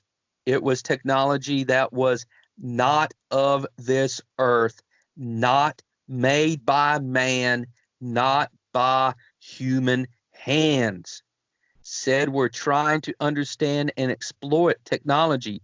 The program was going on for years and years with very slow progress, agonizingly slow with little or no success, painful lack of collaboration to get help from outside community of experts and facilities to assist effort. Must remain isolated and use own facilities and cleared personnel. Tough environment to work, about 400 to 800 bigot list count, workers varying in number with funding or personal changes. Now, I want to address something that's critical here. All of this sob story about having little or no success, about not being able to explore this technology like they wanted to, not being able to figure it out. This is a lie. I'm certain of it. I am not saying they had figured out every little device, every little gadget, every secret of these vehicles, but they have had billions of dollars on an annual budget, either since Roswell or even before Roswell, since there's evidence there were crashes in 1941 and 1945. 1941 was the Cape Girardeau incident where UFO crashed. In 1945, there was an alleged crash in San Antonio, not Texas, but San Antonio, New Mexico. And there's a book about that case. So these special access programs, these black programs had a very long time to look at this technology. And they have had billions of dollars to work on this technology with. They've also been able to do that without any restrictions whatsoever because they are basically acting above the law. And they have the best of human technology to try to figure this out. And if you believe the stories about a living alien that survived in one of this series of crash recoveries, then they might have even had an alien being that could tell them information about the technology or how it worked. And then when you consider the witnesses of the Flux Liner ARV, that was the alien reproduction vehicle that was reverse engineered that Lockheed built. And then you consider what Tom DeLonge was told by General William McCaslin and Robert F. Weiss and others about how there were crash recoveries. We reverse engineered the technology. We cracked gravity control. I think this is a lie. And the reason they lied to Admiral Thomas Wilson and claimed that they had had no success was because they had already decided not to give him access. And since they already decided not to read him in, it would have made no sense whatsoever from their point of view to tell him, oh, yes, 30, 40 years ago, we managed to build an anti-gravity vehicle and it can go to Mars and back. And since then, we've built a string of prototypes of additional vehicles that fly even better. They wouldn't tell him that. That would be absurd from their point of view, because he would have ran back to the Pentagon, told everyone about it, and he would have never shut up about it. He would have never dropped the issue. And then they would have been forced to take even more extreme measures to shut him up from their point of view. So it would have made no sense to tell him the truth. So they lied, and they tell him the sob story. Now I will say that it's possible there are certain crafts they have figured out and certain ones they have not, because I think it's pretty obvious there's been many different types of UFOs that have been sighted, and there's probably different types of UFOs that have been recovered, and some of them might have slightly different propulsion systems. So it's possible, for example, they could have very easily reversed, and when I say very easily, I should say relatively easily, reverse engineer the ones that utilized self-organizing plasmas in the core to produce a bubble of vector potential, basically like a warp bubble from Star Trek, to nullify mass, inertia, and gravity, and to propel the craft. So it's possible they could have had success with that, which yielded the flux liner and yielded the TR-3B. But then there could have been some other ones that maybe used what we hear talked about all the time, these nano-layered metamaterials. Maybe they were a little more difficult. Maybe they didn't have success with that. But I think they did have some success. And I'm certain they did reverse engineer some of these vehicles, and they did build their own anti-gravity craft because of what we know about the flux liner and the TR-3B. So they were lying to him, and people need to realize that he was being lied to. And I hope and pray that reporters in the future that report on this don't buy into this lie and believe that the special access programs never had any success. They did have success, and they didn't want him to know, and they don't want anyone else to know either, because the fundamentals of manipulating gravity, mass, and inertia is not really that complicated. And that's the big secret. They don't want that fact to get out, because if the fact gets out that, hey, gravity control doesn't take 400 years of research, you can do it now, that we actually started building these vehicles, reverse engineered vehicles of our own in the 60s, if that got out, every other country in the world would instantly start building their own vehicles. And they would be building anti-gravity vehicles that could run circles around any conventional jet that Lockheed builds. So they would have hundreds of competitors, and that would hurt their bottom line. That could destroy their traditional business, where Lockheed and these other aerospace companies sell jet fighters to the military, because jet fighters would instantaneously become obsolete. And there would be hundreds of other countries and companies selling anti-gravity vehicles, which could go to Mars and back in a couple of hours. And they don't want that. So I guess I'll move on. So to continue, I should give a little preface to this. Thomas Wilson is stating that he asked Miller's questions. Miller questions asked. Roswell, craft bodies autopsies, Holloman Air Force Base landing, MJ-12 and leaked documents, Zamora, which is a UFO incident where I believe in 1964 a police officer claimed to see a craft launch, a UFO launch, and a couple little beings standing next to it in New Mexico. And Bent Waters. Bent Waters is a very famous UFO case in England that took place. To continue, they were mum, declined to discuss these. TW threatened to go to the Special Access Program Oversight Committee to complain and gain access to their program. They said, go ahead and do what you must. I was angry because they defied my authority to be read in with good logical reason. They wouldn't budge. Their tone was very testy, terse throughout the conversation. EWD, Eric Davis, what was the outcome? TW, Thomas Wilson, meeting broke up and I returned to Washington. EWD, what about Corso? Now, this is me talking, Colonel Philip J. Corso was a individual who had a long military career, and he wrote a book the day after Roswell. And in this book, and in many, many interviews, and in a I would say, spiced up book that is even better than the day after Roswell, which is his original manuscript, which is online and published for free. You can look it up. His original manuscript, which I suggest everyone look at. He described seeing a dead body in 1947, and this dead body, did not look human. He was not at Roswell, but he was at another military base. I believe it was Fort Riley, Kansas, and a shipment went through the base. And at night, him and a friend of his looked in one of the crates and saw this body in a big giant vial, like a huge glass vial.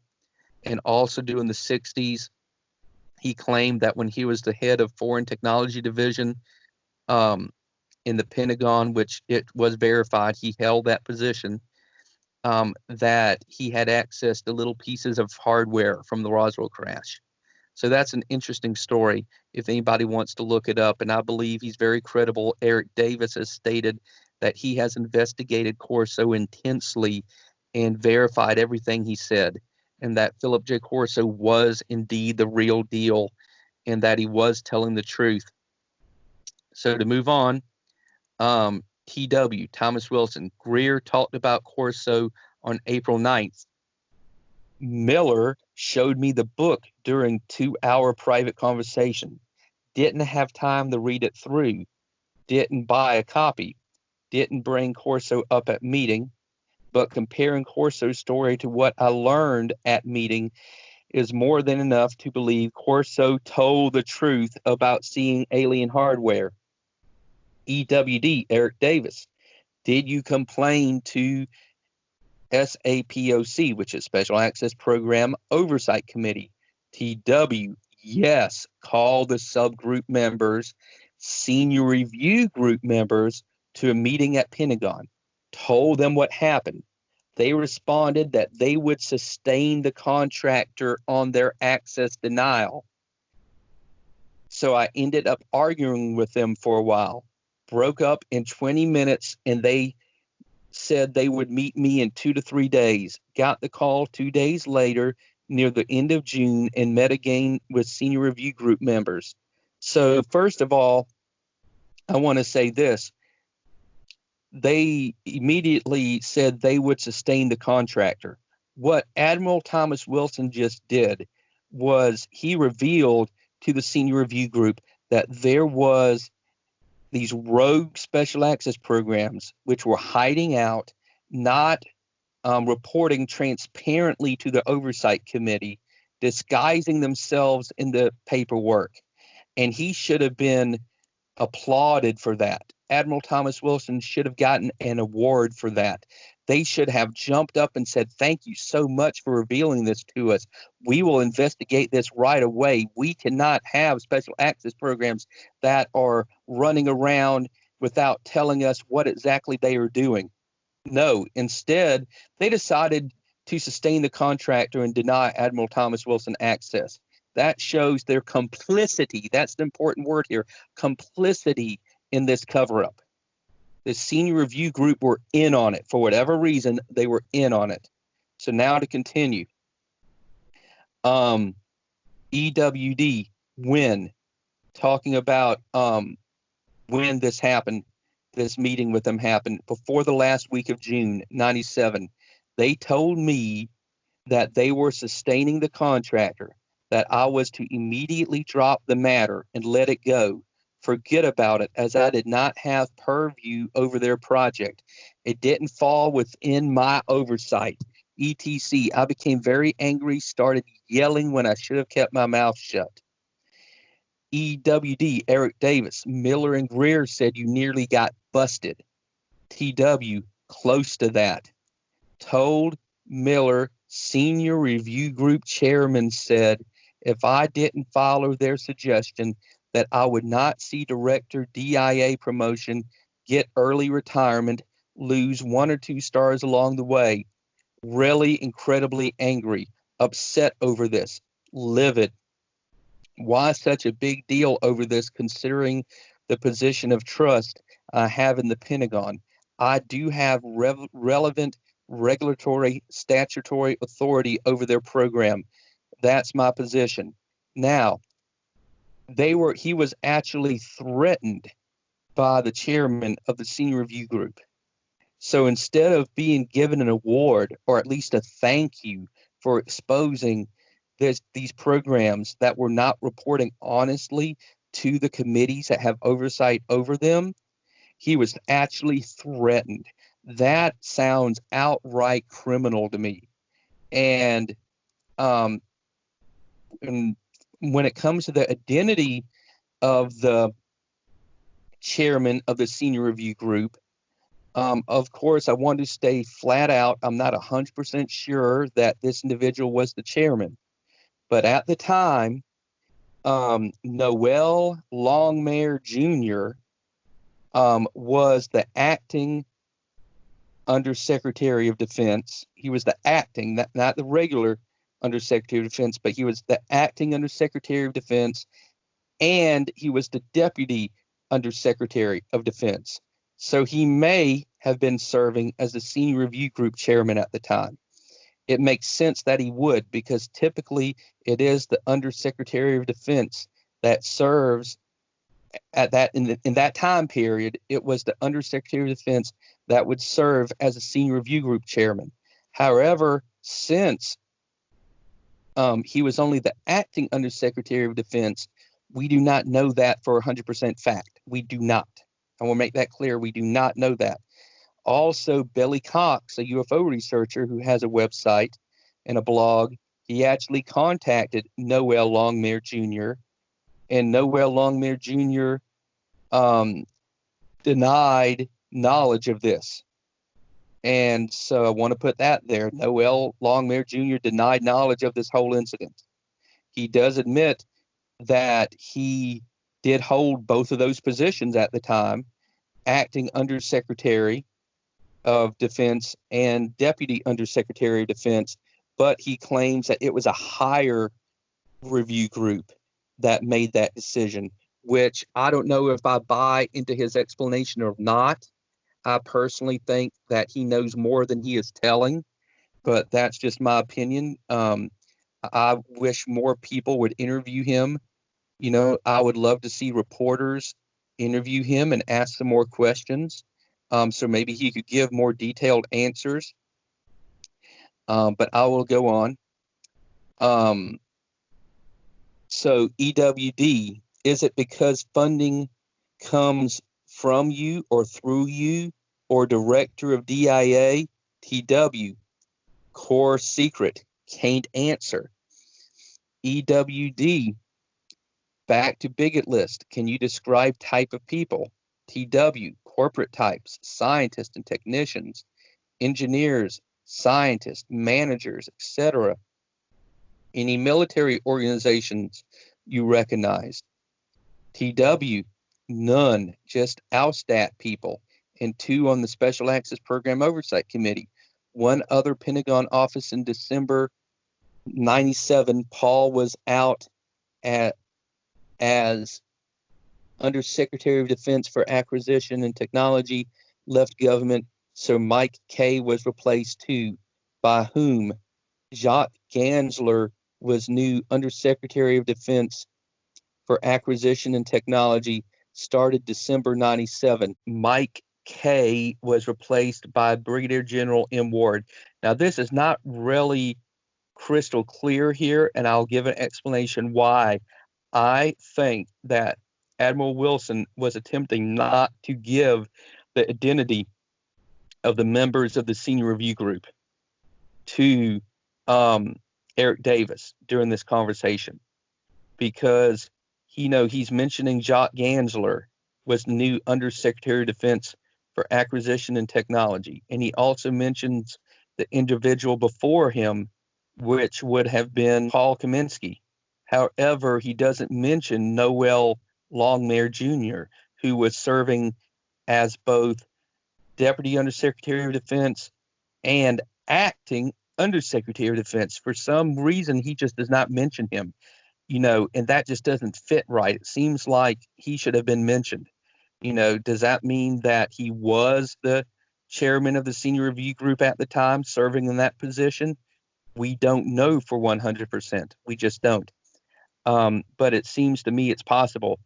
Number two, he doesn't mention the name, the director of special programs at the time, and we have his name, and I will provide that as we continue through this document. And there's another member of the senior review group, which I will name later on in this document. So he's not naming the people that are on the senior review group at the time, because that might be considered a core secret, and he doesn't want to give that out. So I'll just continue with this. Any military organizations you recognize? This is Eric Davis asking the question. TW, none, just OWSTAT people, and 2 on Special Access Project Oversight Committee, 1 other Pentagon office. In December 97, Paul was out at Undersecretary of Defense of Acquisition Technology, left government. Sir Mike K replaced to EWD, by whom TW Jacques Gansler was new USDAT, started December 97. Mike K was replaced by Brigadier General Michael Ward. EWD, were Paul K and Mike K and Jacques Gansler and General Ward the ones on the bigot list you recognized? TW, won't answer that. TW, talked to Gansler in January 98 about my June 97 meetings. He was briefed by someone. Surprised me. EWD, Eric Davis, what did he say? TW, UFOs are real. So-called alien abductions not real. Gansler said this. And I want to comment about that. I believe that alien abductions are real. I believe there's evidence that they do take place. Obviously, there are some people who make up stories about alien abductions. There are other people that exaggerate their experiences, but I do believe there are absolutely legitimate alien abductions that have taken place. And my personal opinion is that's one of the biggest secrets of the UFO cover-up, because they don't want the public to know that. They don't want people to know that there have indeed been people abducted from their homes, from their cars, from the outdoors by aliens, experimented on, and so forth. And I believe Gansler was telling a lie, and that's what you have to do with these core secrets. If somebody asks you about a core secret, you have to lie about it, and that's what I believe Gansler was doing, because I believe the evidence is overwhelming that abductions do take place. So to continue, EWD, what else? TW, Thomas Wilson, told to drop the matter, no more discussion about it. EWD, willing to talk to Hal Puthoff. Hal Puthoff is a well-known scientist that's now associated with To the Stars Academy. He was also a member of NIDS. And Kitt Green, that's Christopher Kitt Green. He was the former director of the Weird Desk at the CIA, and he's had a number of fascinating experiences. And he really needs to be interviewed by reporters about what he experienced in his career, such as being sent alleged videos of alien autopsies. And although he thinks, they could have been red herrings to try to entrap him somehow. Or these are the Centilli clips, is it? Well, he was sent a series. Christopher Kitt Green was sent up to a dozen different videos, and not just the Santilli ones, up to a dozen different videos over a period of time, maybe over a decade. And some of them seem legitimate. Some of them came with actual documentation. But, he doesn't know what they really represented. And there's some, if you go online, there's some interviews with him where he talks about it to a certain extent. But but also another interesting thing about his career is he was briefed into a CIA UFO program. And that's something else that people could interview him about. And I believe Kitt Green is also someone who could probably vouch for the validity of this document, because I would guess that he has probably spoken with Eric Davis. So he could vouch for the validity of the Admiral Wilson document. So he's someone that it would be great to have mainstream reporters approach and talk to. But I think Hal Puthoff would probably even know more than Kitt Green, because Hal Puthoff, he's been everywhere, just like that country song that goes, "I've been everywhere, man, cross the desert sand, man." It's a famous old country song that goes through my head sometimes, but it fits Hal Puthoff perfectly because he's been in this game for a very long time and he has a huge knowledge base, and he is someone that I believe could absolutely verify the reality of this document. I personally believe he's holding other evidence about the UFO cover-up that could expose all of this. And I hope that reporters will interview him about crash recovery, specifically crash recoveries, because that's what's so important in exposing the UFO cover-up, because sightings in the sky, crop circles, cattle mutilations, they can all be debated. They can all be argued about. But if you have an actual craft that has crashed with bodies, that's irrefutable proof. That's smoking gun evidence no skeptic can argue about. And I believe all these different people with NIDS and in TTSA, if they would just reveal what they know, if they would buck the system and potentially, go against their training of their entire career, they're scared to step on the toes of these special access programs. Well, these special access programs are criminal, and they are rogue programs that are holding back critical information from our democratically elected leaders and 99% of our military leaders. And that is just putting our country at risk in many, many different ways. And so they need to buck the system, and they just need to share what they know, because that's the true patriotic thing to do. It's not patriotic to allow for an abomination like the UFO cover-up to continue, to allow it to go on when you have information that could unravel it. And I believe people like Hal Puthoff and Kitt Green and others in TTSA, both individually and collectively, they have the information to expose these programs once and for all. For goodness sakes, Eric Davis has stated in an interview that you can listen to online that, remember, Eric Davis, through Hal Puthoff, who was a contractor for ATIP, Eric Davis did work for ATIP. And so Eric Davis outright stated through the course of their work, of ATIP's work, they located the 4 special access programs. I don't know if he said 4, but whatever number it is, the special access programs working on reverse engineering, yet they were denied access. So they know these programs exist. Lou Elizondo knows these reverse engineering programs exist, but they will not speak about it. They will not even go there because they don't want to out a classified program. However, the fact this program is classified and the knowledge of it is being withheld from our democratically elected officials and 99% of our military, and most likely even the last several presidents, is an abomination that I cannot even begin to describe. And if they are true patriots, if people like Lou Elizondo, who has served so bravely in the military in the past, he knows what patriotism is about. He knows what sacrifice is about, because he has witnessed it. He has witnessed soldiers go into battle and risk their lives for a greater good. And the greatest good that anybody could ever sacrifice their well-being for would be the exposure of the UFO cover-up. I'll tell you right now, exposing the UFO cover-up is a much more noble goal than any war in the Middle East for any reason. Exposing this cover-up will benefit our civilization in so many ways. It's unbelievable. And we'll get into that more later. But there's so many people in these organizations and so many people in this document that need to be interviewed. It's just overwhelming. So to continue, so I'm going to reread this one little part. EWD, willing to talk to Hal Puthoff and Kitt Green, discussed who they are and RV, that's remote viewing, program history. TW, that means Thomas Wilson, not familiar with names, heard about RV, remote viewing programs in 1990.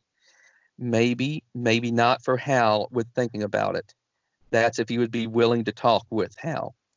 No response for Kitt Green. Prefers never to talk to anyone else about this again. Risk exposure. Better to stop talking, cut it off here. That's why Admiral Wilson to this day is not willing to talk about his experiences. EWD, keep for, well, I skipped one little part. TW, what will you, EWD, Eric Davis, do with this? Talking about the conversation they had. EWD, keep for private personal research, data collection to track down the story and ascertain signal to noise in media and from government sources.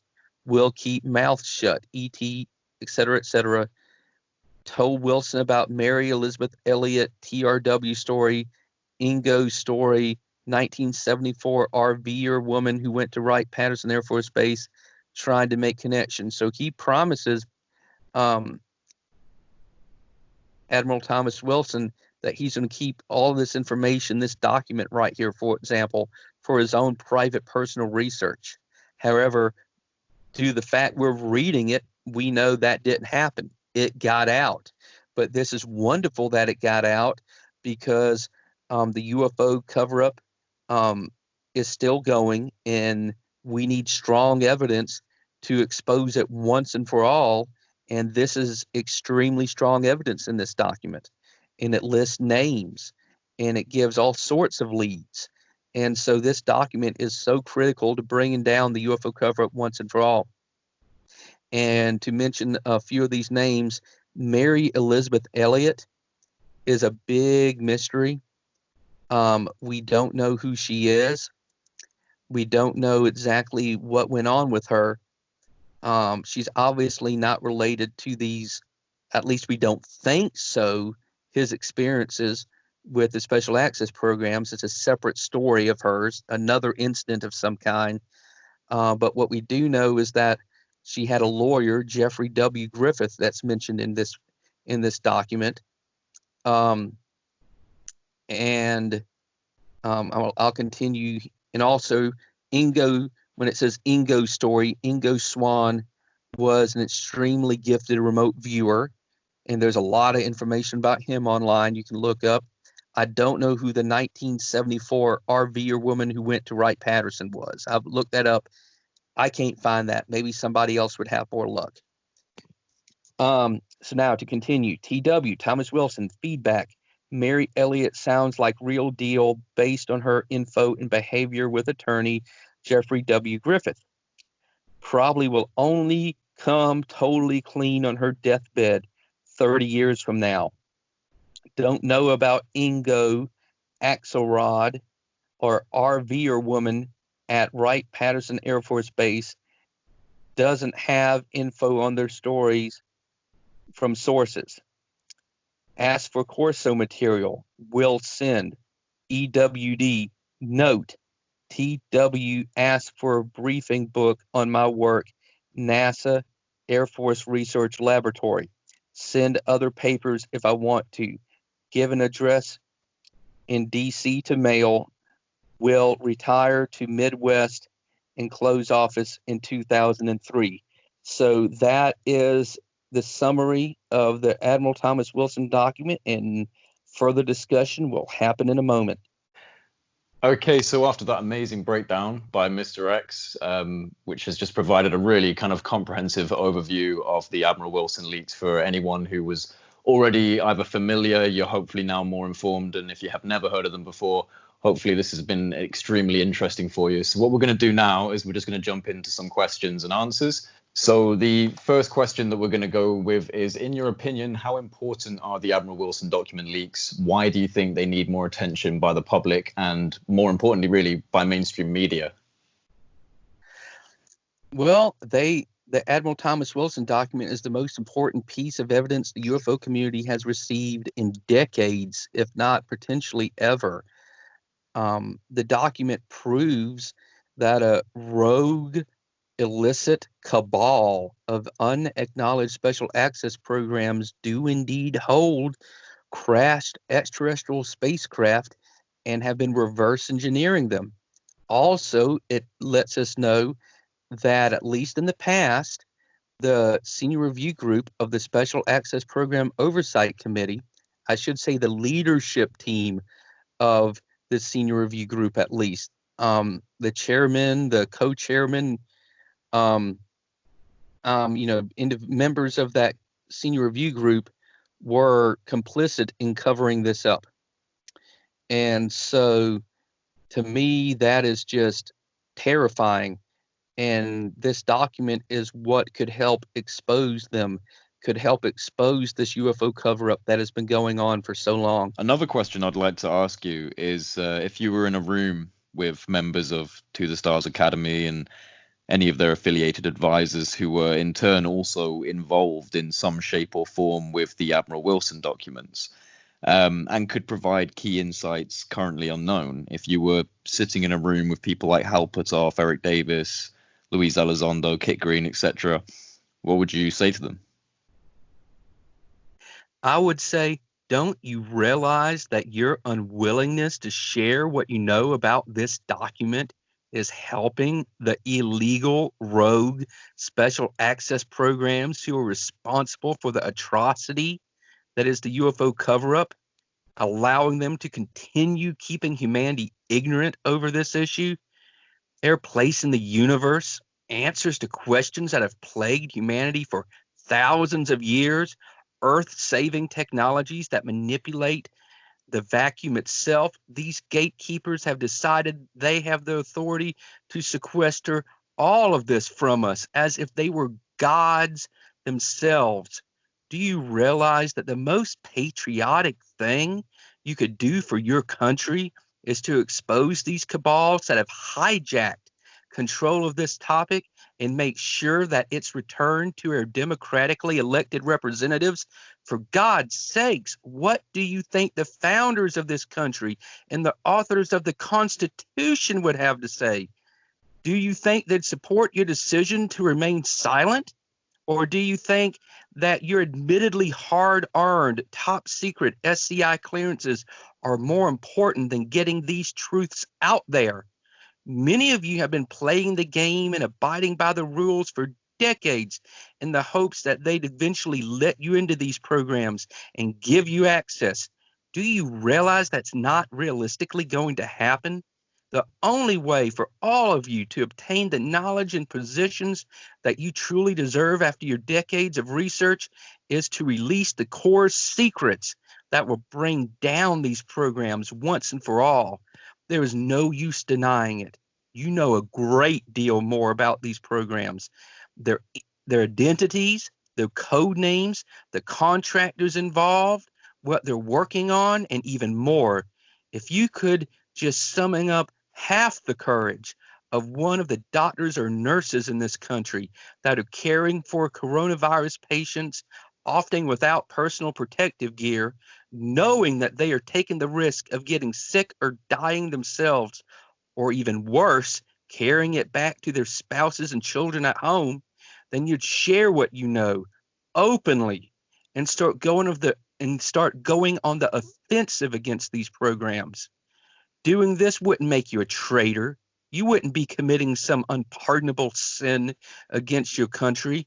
No, you'd be heroes, true heroes that would be remembered for generations because you took action, direct, bold action that no one else could, because no one else has nearly as much information on these programs as yourselves.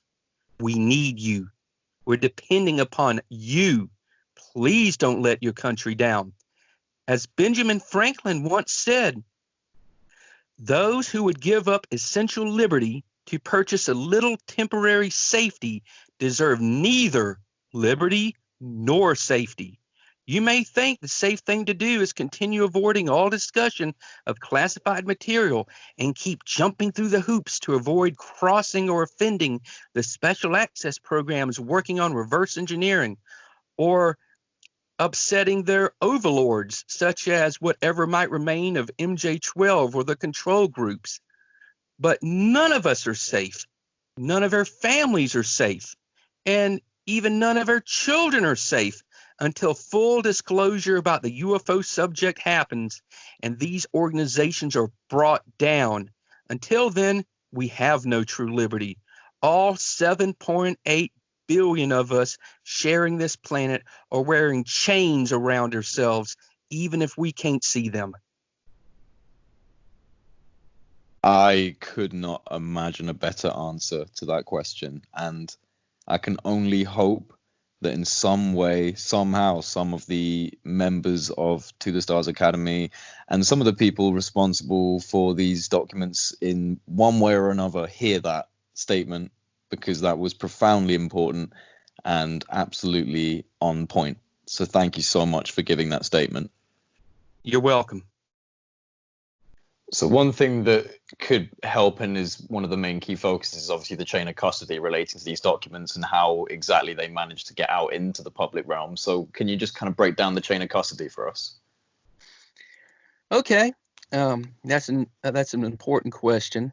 To start off, from the beginning, Eric Davis composed this document right after his meeting with Admiral Wilson. We don't know if it was from a tape he recorded, if this is or just notes from memory. We just don't know that, but I tend to think that he had to have some kind of recording to get all this detail. But again, he may have a photographic memory, or he may have just a very, very good memory, and he could have ran out the car into his car and started scribbling down notes as soon as it was over with. That is possible. But at one time, Eric Davis, perhaps during the time that this meeting took place, was a member of NIDS, which was the National Institute for Discovery Science. That was Bob Bigelow's organization. This document, at somehow, some way, was transferred to Edgar Mitchell, who was a science advisor to NIDS, and that's documented. You can go on the Wayback Machine, find the old version of NIDS website, and you will see Edgar Mitchell's picture right there, and it lists him as a science advisor. I think he might even have been like chief science advisor. So he was in that organization. And so because he was a member of that, it gives a reason why he would have a copy of this document. And also because he was directly involved in the whole affair from the beginning, in the initial briefing of Admiral Wilson. So he would have had a reason for Eric Davis to give it to him. Or if it wasn't Eric Davis, if Eric Davis could have shared it with Puthoff, for example, and Puthoff could have been the one that gave Edgar Mitchell a copy. We don't exactly know, but it was obviously someone in the NIDS organization. So years later, when Edgar Mitchell died, it turned out his family had absolutely no interest in his UFO passion.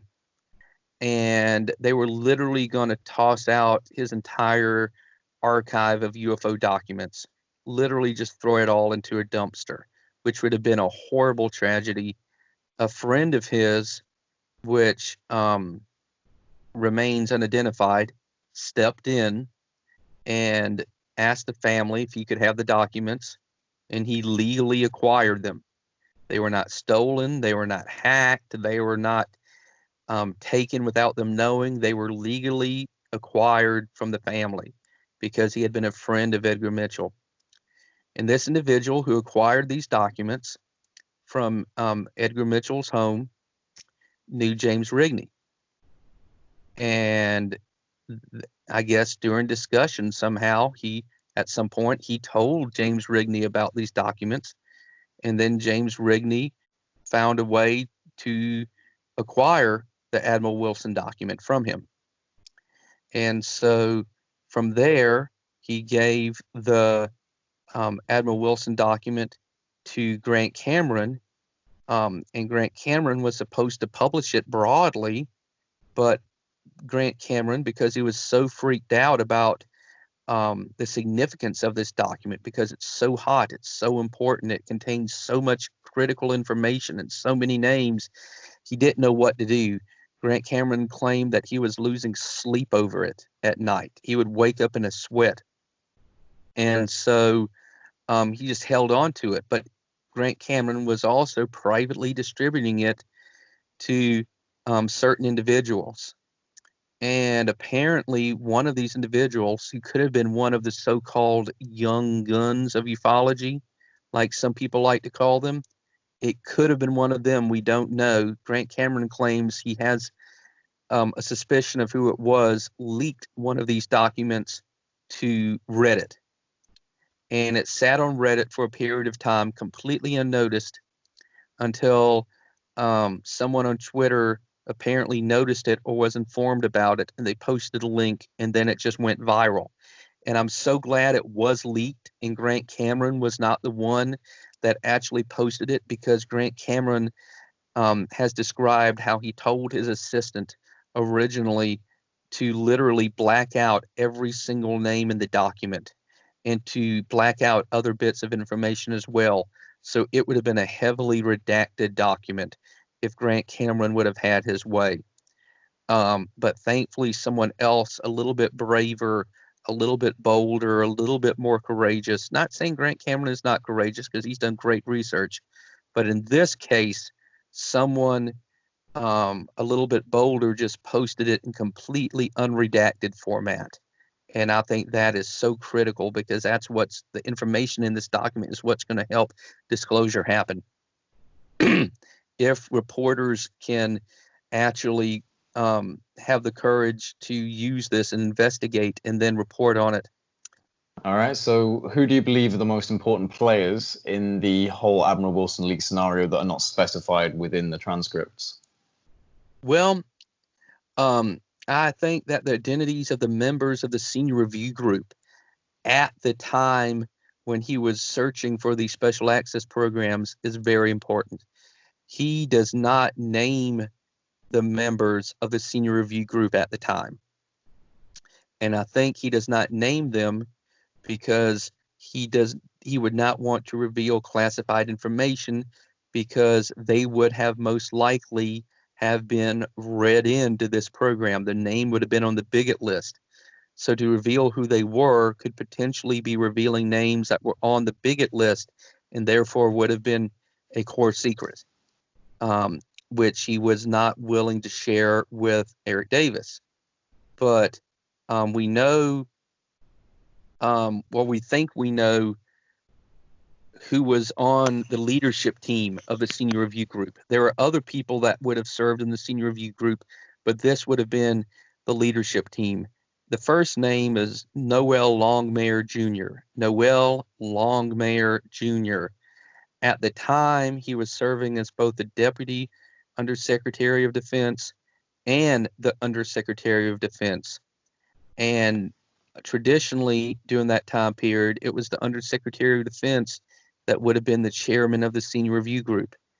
Because he was only the acting Undersecretary of Defense, we do not know if he was the chairman of the senior review group or if he was the individual that threatened Admiral Wilson. So there's a possibility he was not that individual. However, I still think that reporters that cover this story should conduct additional interviews with him. Like I said previously, one reporter, Billy Cox, interviewed him. He denied knowledge, but he denied knowledge of the affair, but I think it would be great if some other reporters could ask him some questions. Also, we know that Major General William F. Moore would have been the co-chairman of the senior review group, because he was the director of special programs. And that name is not mentioned in the document. Major General William F. Moore.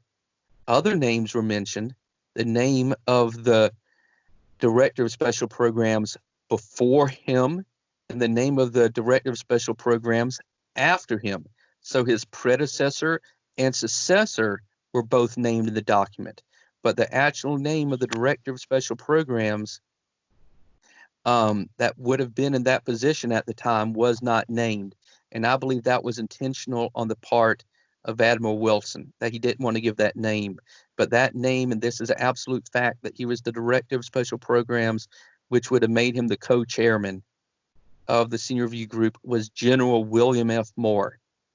And he's someone else that I think reporters, mainstream reporters, should try to interview. Also, Richard F. Williams, also known in some documents or referred to in some documents as just Mr. Dick Williams. So that's Richard F. Williams, or Mr. Dick Williams would have been the executive secretary of the senior review group, because he would have been serving, he would have had a position on the Special Access Project Coordination Office. And so he's someone else that should be interviewed, because he served for a very long time in the Department of Defense. And you can find his name in a lot of documents online that are declassified about the senior review group. And so you can actually, he's someone who, all these three people I just named are alive. Noel Longmire Jr., Major General William F. Moore, Richard F. Williams, they are all alive. So if there's mainstream journalists who want to find out what really happened, these are prime people to interview. However, other important players would be the individuals that helped Admiral Wilson find these special access programs that were doing reverse engineering work. We know that was William Perry. He's very old. He was the Secretary of Defense at the time. He's very old, but he's still alive. He could be interviewed. Also, we know, I believe that the predecessor that was the director of special programs before this saga, he is still alive. I believe that's Michael Kostanek, I believe is the name in the document. So there's multiple names in the document. You can look through it, people who are still alive that could be contacted. And of course, other important players who we don't know yet would be those gatekeepers, the project manager, the security director, and the corporate attorney who Admiral Wilson interacted with. We don't know their identities yet, and they would be someone that should be interviewed. So there's been some public comment by some of the members of, well, mainly TTSA. So we've got Eric Davis, who kind of by proxy, I don't know his official role in TTSA, but I'm assuming kind of by proxy and association, he's involved with To the Stars Academy. And then obviously Hal Puthoff, and you mentioned even Jim Semivan. So I wanted to get your opinion on the kind of responses we've received publicly from TTA staffers who have been involved with or are mentioned in the leaked documents in some way. Well, what's important to note in response to your question about the Admiral Wilson document and the people who have made comments is that no one in To the Stars Academy and no one who used to be in NIDS has denied the reality or authenticity of this document. No one has. Even when they were pressed to do so, they did not deny it. Instead, people like Puthoff, Eric Davis, Kitt Green have issued non-denials, very oddly worded, strained, contrived non-denials, written almost to the point like they are confirmations. And they just say they cannot comment because the document could contain classified information or references to special access programs. They give excuses and non-denial, but they do not deny it. Also importantly, Eric Davis himself does not deny the reality of this document. And like I mentioned previously, he has a very bold, direct, no-nonsense personality. And if he did not meet with Admiral Wilson and this meeting never happened, he would be the first one to jump up and say, hey, that document is a fraud. It is fake. It is false. And I want to find out who made it up. He'd be the first one to say that, but he hasn't. And I I really firmly believe that his silence is a confirmation that this meeting did indeed take place. Also, we know the story of Jim Semivan, Jim Semivan had a conversation with Melinda Leslie about this document. And Melinda Leslie is a abduction in MyLab researcher. A MyLab is a military abduction where the military will abduct people to perform experiments and so forth on them. And Melinda Leslie is both an alien abductee and a MyLab victim. And she has reported that in a conversation with this individual that she pressed him for, I think, 20 minutes to try to deny the reality of the Admiral Wilson document. But Jim Semivan would not deny it. He just would not, he wouldn't confirm it and he wouldn't deny it. He just kept this weird position. And that's how they are. They're trying to keep this strange neutrality about this without actually confirming it, which I think is really a tragedy because they need to confirm it. They need to use this because this is the strongest evidence we have for the reality of crash recoveries and the UFO cover-up. I mean, we have other evidence. There's there's all kinds of evidence that crash recoveries have happened, but this is very strong, direct evidence, and they need to latch onto that because to be on. Go ahead. No, go on. I was just going to say that it doesn't seem like they're going to be getting any more UFO videos at this point. And it doesn't seem like they have any other smoking gun evidence of the UFO cover-up. And so they need to utilize the Admiral Thomas Wilson document, and they need to just buck the system. They need, if this violates their NDAs, they need to just virtually shred their NDAs. They need to shred their security oaths and just use this document, spread this document. This document needs to be the focus. It needs to be the centerpiece of the next season of Unidentified. And they need to push this to try to get the truth to come out about crash recoveries. If they don't, to me, it's just really, really sad because it means it tells me that these patriots, these longtime researchers, even individuals like Tom DeLonge, who has had a passion about this since childhood, and others that have actually been in military service, like Lou Elizondo, they're willing to let rules and regulations designed to protect these rogue special access programs basically bring a halt to UFO disclosure. And that is just a shame to me. That is a tragedy because UFO disclosure is critical for the future of humanity. And if they are not going to push this document, the best evidence they have, in my opinion, they might as well close down to the Stars Academy. They should just fold. They should just go about their lives.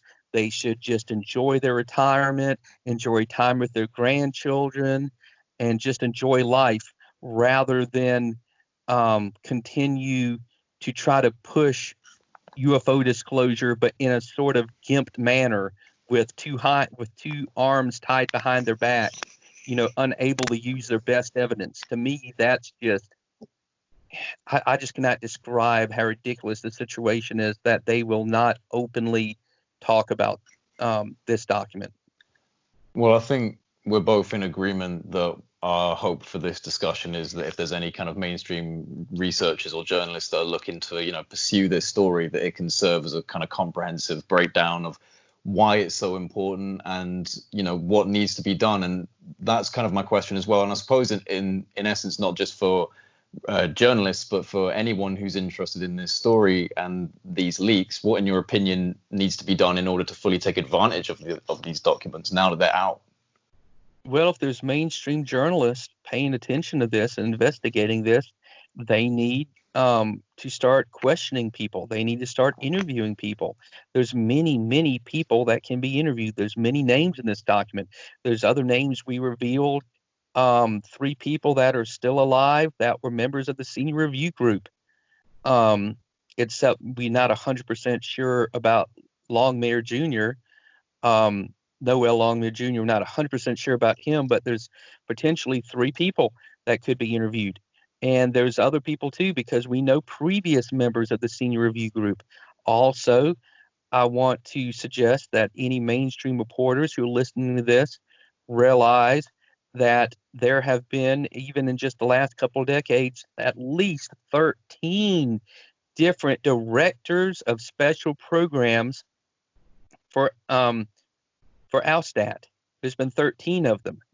And I can read these names out really quickly if you want me to, because I think all of these individuals should be contacted and should be asked about these UFO programs. I think you should go ahead. Okay. And all this information is freely available online. It's not classified. It's on ordinary websites if you do the digging to find it. These are just 13 directors. There's a little gap in the middle that I couldn't find who was the director of special programs for a gap, but this starts in 1992. So these are 13 different directors of special programs. And again, I want to stress it's the director of special programs that's at the nexus between the DoD and the black world. All the program managers of all the special access programs have to report to him, and then he reports it to the senior review group, and then the senior review group reports. They choose what to report to their overall special access program oversight committee. So it's this position which is so critical, and he's going to be mentioned in here, but again, General William McCaslin, Tom DeLonge's original insider that he said was such an important man, he was a director for special programs, and he needs to be interviewed. So I'll start with this list. Number 1, and there was director of special programs before this, but I just went this far back. Number 1, Brigadier General Ralph H. Graham. Again, Brigadier General Ralph H. Graham, 1992 to 1993. Number 2, Major General Michael C. Kostanek, which we've already talked about. Major General Michael C. Kostanek, June 1994 to September 1995. Number 3, this was the director of special programs that would have been on the senior review group during Admiral Thomas Wilson's search for the special access programs. So it's Major General, number 3, Major General William F. Moore. Major General William F. Moore. Major General William F. Moore, December 1995 through September 1998. Number 4, Major General Marshall Ward, September 1998 through September 2001, at least until that date. Number 5, Major General Paul G. Schaefer. Major General Paul G. Schaefer, February 2006 through July 2008. Number 6, Lieutenant General C.D. Moore. Lieutenant General C.D. Moore, July 2008 through June 2009. Number 7, Major General William Neil McCaslin. Again, Tom DeLonge's original insider, the ever so important general that he talked about on Coast to Coast AM and other radio shows that told him all of the UFO stuff was true, that Roswell happened and so forth. This is Major General William Neil McCaslin, June 2009 through May 2011. Number 8, Major General Thomas J. Masello, May 2011 through 2013. Major General Thomas J. Masello, 2011 through 2013. Number 9, Brigadier General Richard S. Stapp, July 2013 through November 2014. Number 10, Brigadier General David B. Bean. That's B-E-E-N. Brigadier General David B. Bean. That's his last name is B-E-E-N. That's March 25th through August 2016. Number 11, Major General John P. Horner. Major General John P. Horner, July 2016 through May 2018. Number 12, Major General Don Dunlop, 2018 through May 2019. Number 13, Air Force Colonel Bruce Monroe. He was Dunlop's replacement. So Air Force Colonel Bruce Monroe, and he started in May 2019. So that's the last one I have. And I believe reporters, mainstream reporters that are investigating this, they should try to interview as many of these as possible. They all sit at this gateway between the black world and the DoD oversight mechanisms of these special access programs. So these are very important people who would need to be interviewed. So I hope that answers the question. Yeah, absolutely. Are there people that you think need to be, in congressional hearings in relation to this? Oh, yeah, there's many people that need to be called into congressional hearings. I think that's the only way to really get the truth out is congressional hearings, because you have to realize the level of secrecy on this topic has went to an absurd level, an insane level. It's secrets stacked upon secrecy, and they're breaking the rules. They are hiding out behind other programs. All of this has been buried within private corporations, which are inaccessible through Freedom of Information Act requests. You can't send a FOIA request to Lockheed.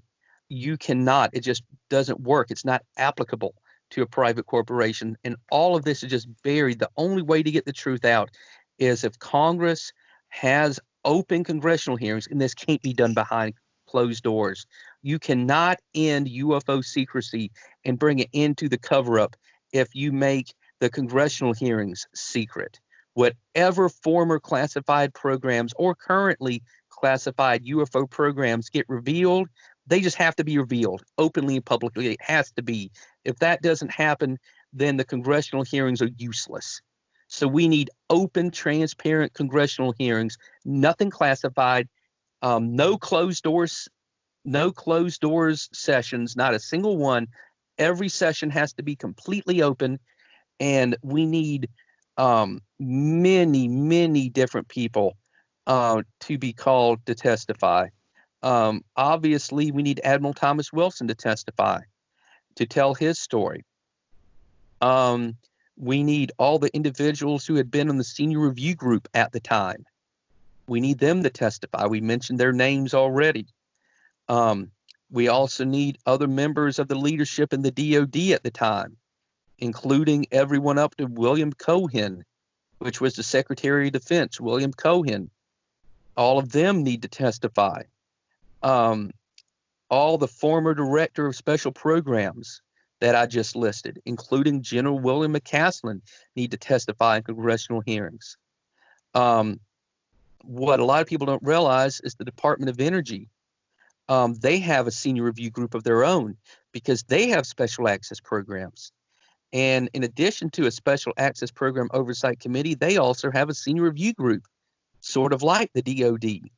And the leadership of the Department of Energy's senior review group needs to be summoned to testify, because there's a lot of evidence that some UFO programs, reverse engineering programs, maybe even the Flux Liner, we don't know, maybe the TR-3B, we don't know, could have been hiding behind the Atomic Energy Act of 1954, because any technology that has to do with atomic energy production falls under that act, the Atomic Energy Act of 1954.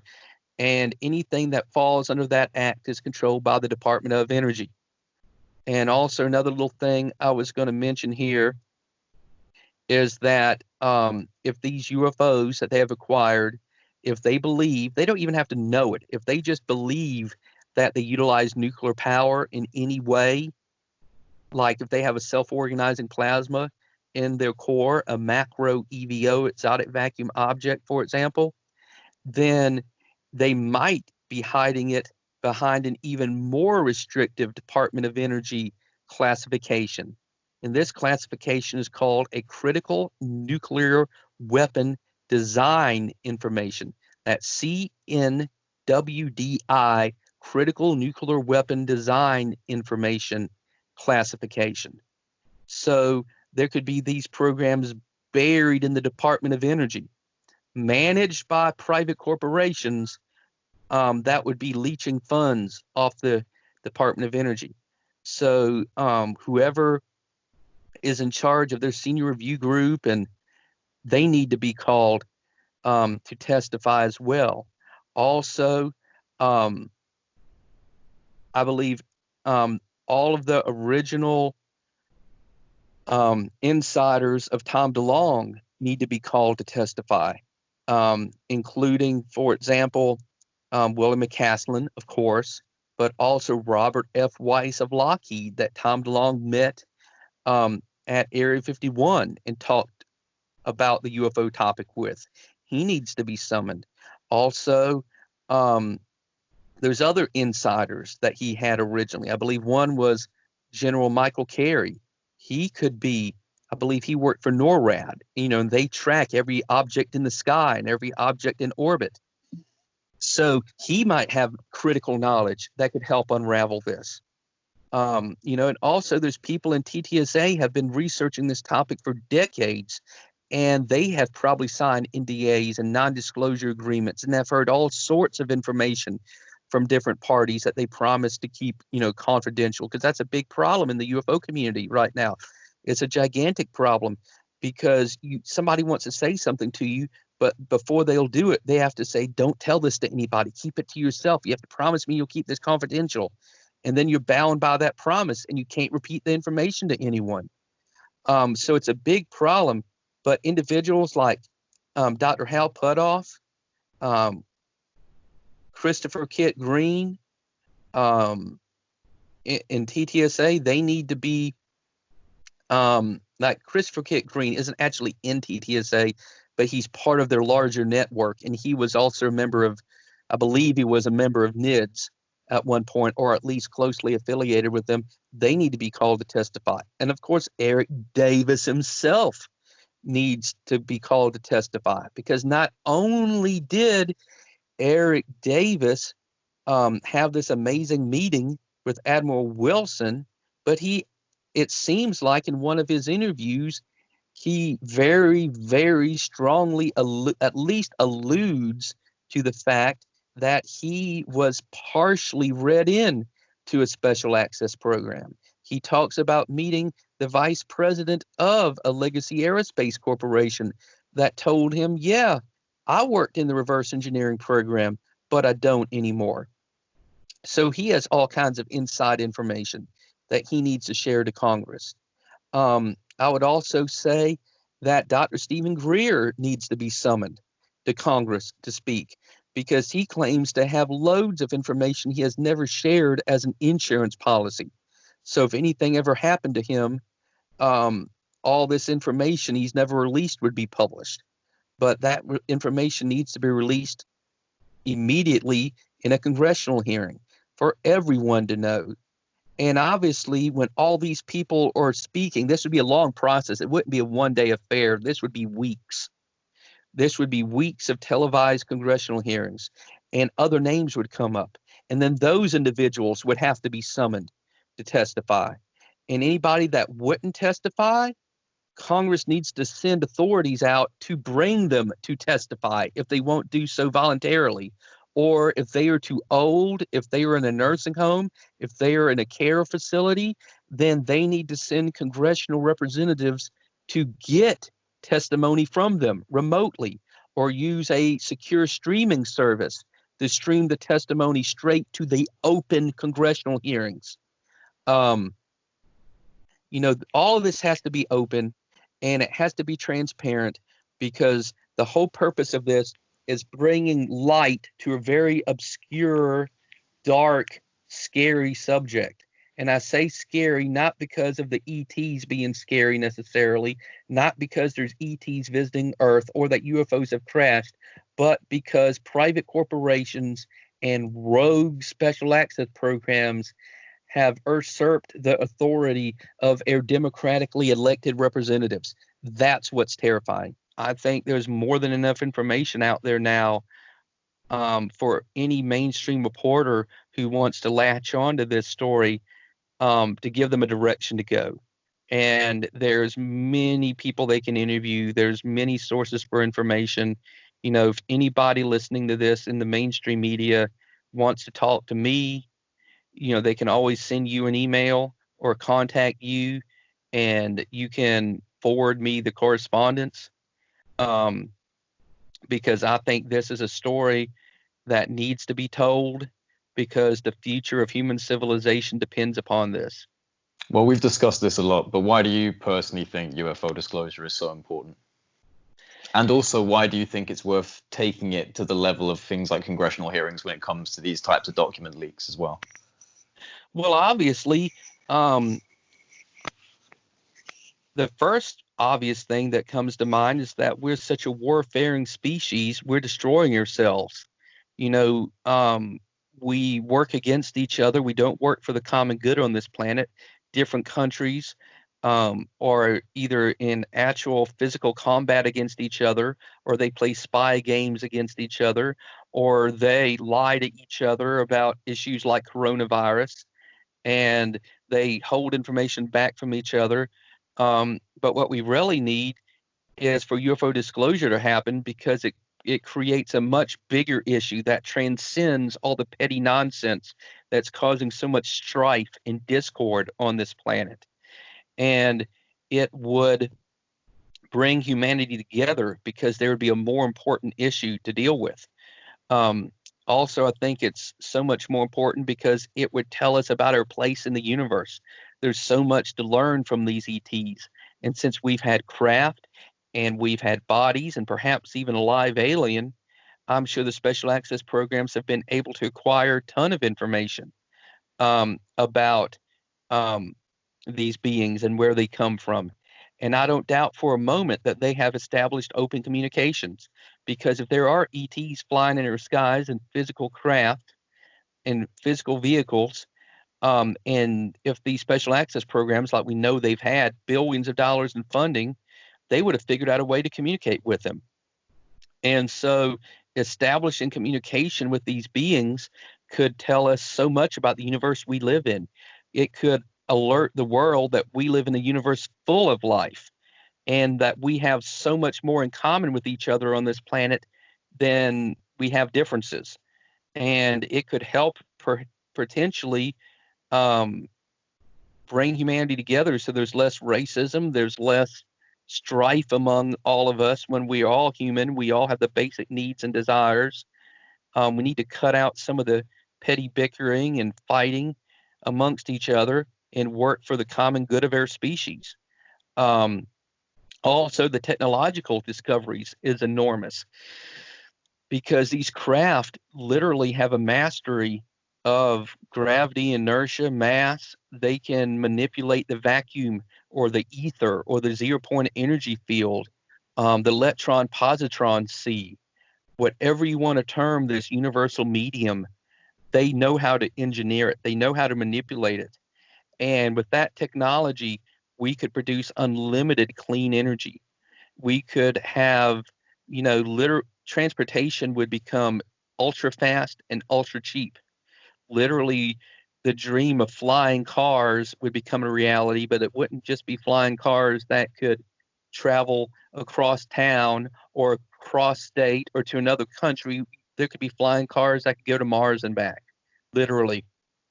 With this technology, anything becomes possible. Humanity could become, well, first of all, humanity would have a tool to potentially survive our technological adolescence as a species. And we could use this to become a spacefaring species and start expanding humanity beyond this one planet. So we could start building bases and habitats on Mars and the asteroid belt and the moons in the outer solar system and maybe even beyond. And I think why it's worth having congressional hearings is because of the math. Number one, the fact the UFO cover-up actually ended up going so badly. Number one, I don't believe the UFO cover-up was legitimate to begin with. However, from a certain point of view, you could kind of understand that right when Roswell and these original crashes happened, they really didn't know what was going on. So from a certain limited point of view, you might could understand a little bit of secrecy to begin with, but it turned into a monster. And it ended up being transferred for decades and decades, for a whole human lifespan. This cover-up has been going on for nearly 80 years. And it was transferred to special access programs and being managed by these corporate entities so that it would be hidden from not only the public, from not only the people of this country, but also of democratically elected representatives and our leaders in the military and even presidents. It was hidden away from humanity, and it has to be revealed. And I think it's the most important issue facing humanity right now, and it deserves congressional hearings, and it deserves revolutionary congressional hearings. And I'd say revolutionary due to the fact that for these congressional hearings to have a positive effect, we have to throw caution to the wind. They can't censor what these people are saying in public in these congressional hearings, regardless of the topic, regardless whatever the truth is, regardless how many alien species are visiting Earth, regardless how many crashed vehicles they recovered, regardless what the ETs had to tell us about the universe. The public has a right to know. So these congressional hearings have to be completely open and transparent. You have a pretty extensive background research knowledge in regards to things of like an exotic physics concepts regarding ET craft, potential energy systems for UFOs. And I'd like to gauge your opinion and let you give your opinion to the listeners on how you think some UFOs work in regards to their propulsion systems. Well, there have been many different types of UFOs sighted over the history of humanity and in modern times. And there's probably many different types of propulsion systems, utilizing different variations. But I think fundamentally they all work by manipulating the vacuum, by manipulating what I referred to previously as the zero-point energy field. Basically, in the past, Maxwell, in his original equations, he utilized what was called the scalar and vector potentials. And basically, they described the medium throughout all of space, even within our bodies, even between the atoms, and even within the atoms between the subatomic particles, there is this medium that exists everywhere. And he termed it the scalar and vector potentials. The scalar potential could be briefly described as, imagine that you are under the surface of a river and you feel the water pressure equally all around you, a uniform pressure pushing against you. That could be considered the scalar potential. The vector potential would be considered the movement of the water, the flow of the water, the current of the water down the river. That would be the vector potential. And by manipulating these potentials, you can control mass, you can control inertia, you can control gravity, and I believe that you can control the flow rate of time.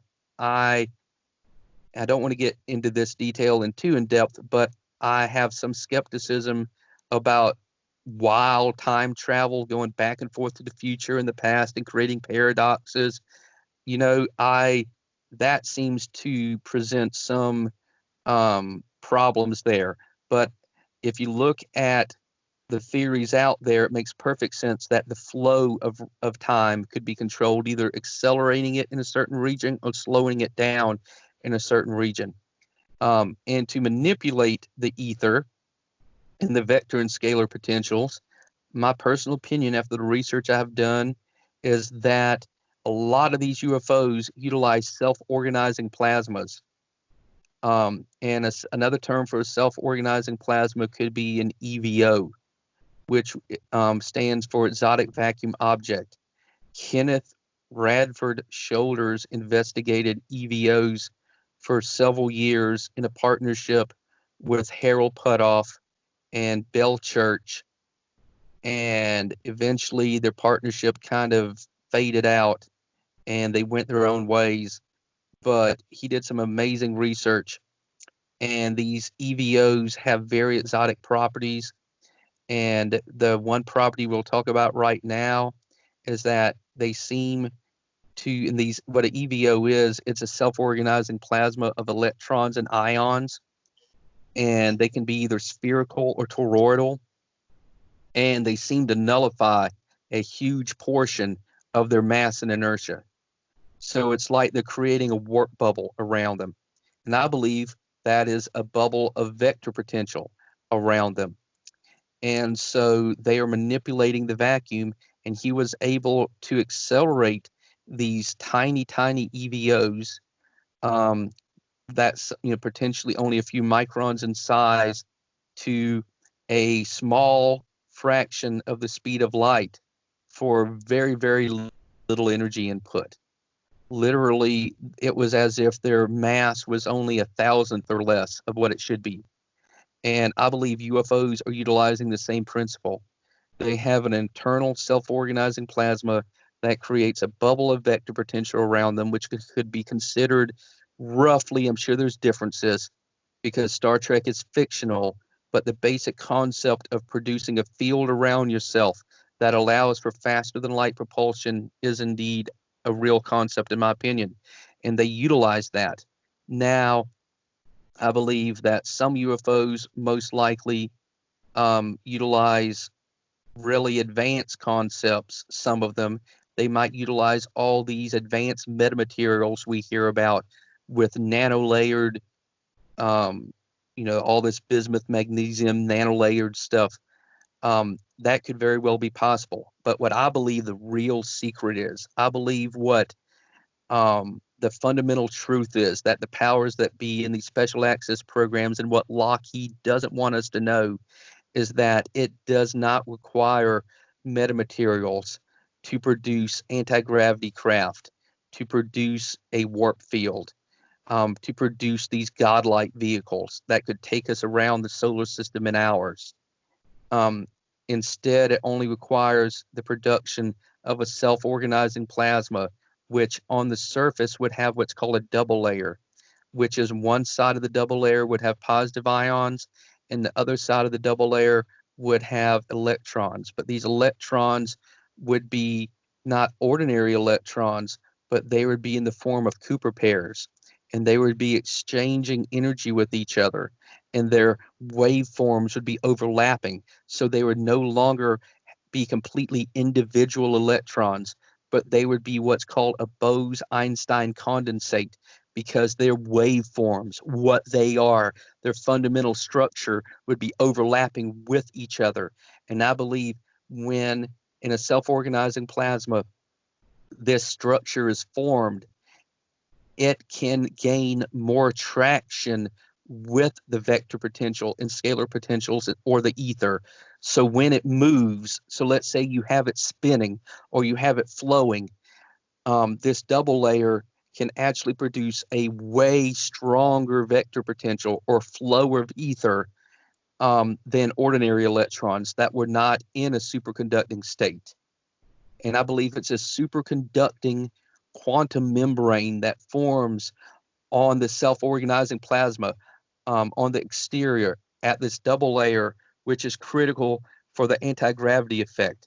For example, there's information around that leads to the possibility that the flux liner ARV was actually using mercury isotope 199 because we know that mercury, for many reasons, would be a likely candidate to produce a very well organized macro scale exotic vacuum object or self-organizing plasma.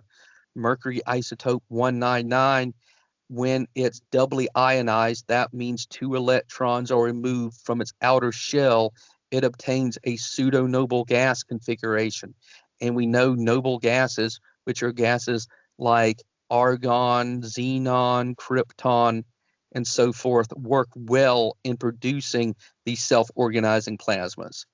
And so mercury, especially because not only because it would have a pseudo-noble gas configuration, but because it has such a low vaporization temperature, it can become a gas so easily at low temperature.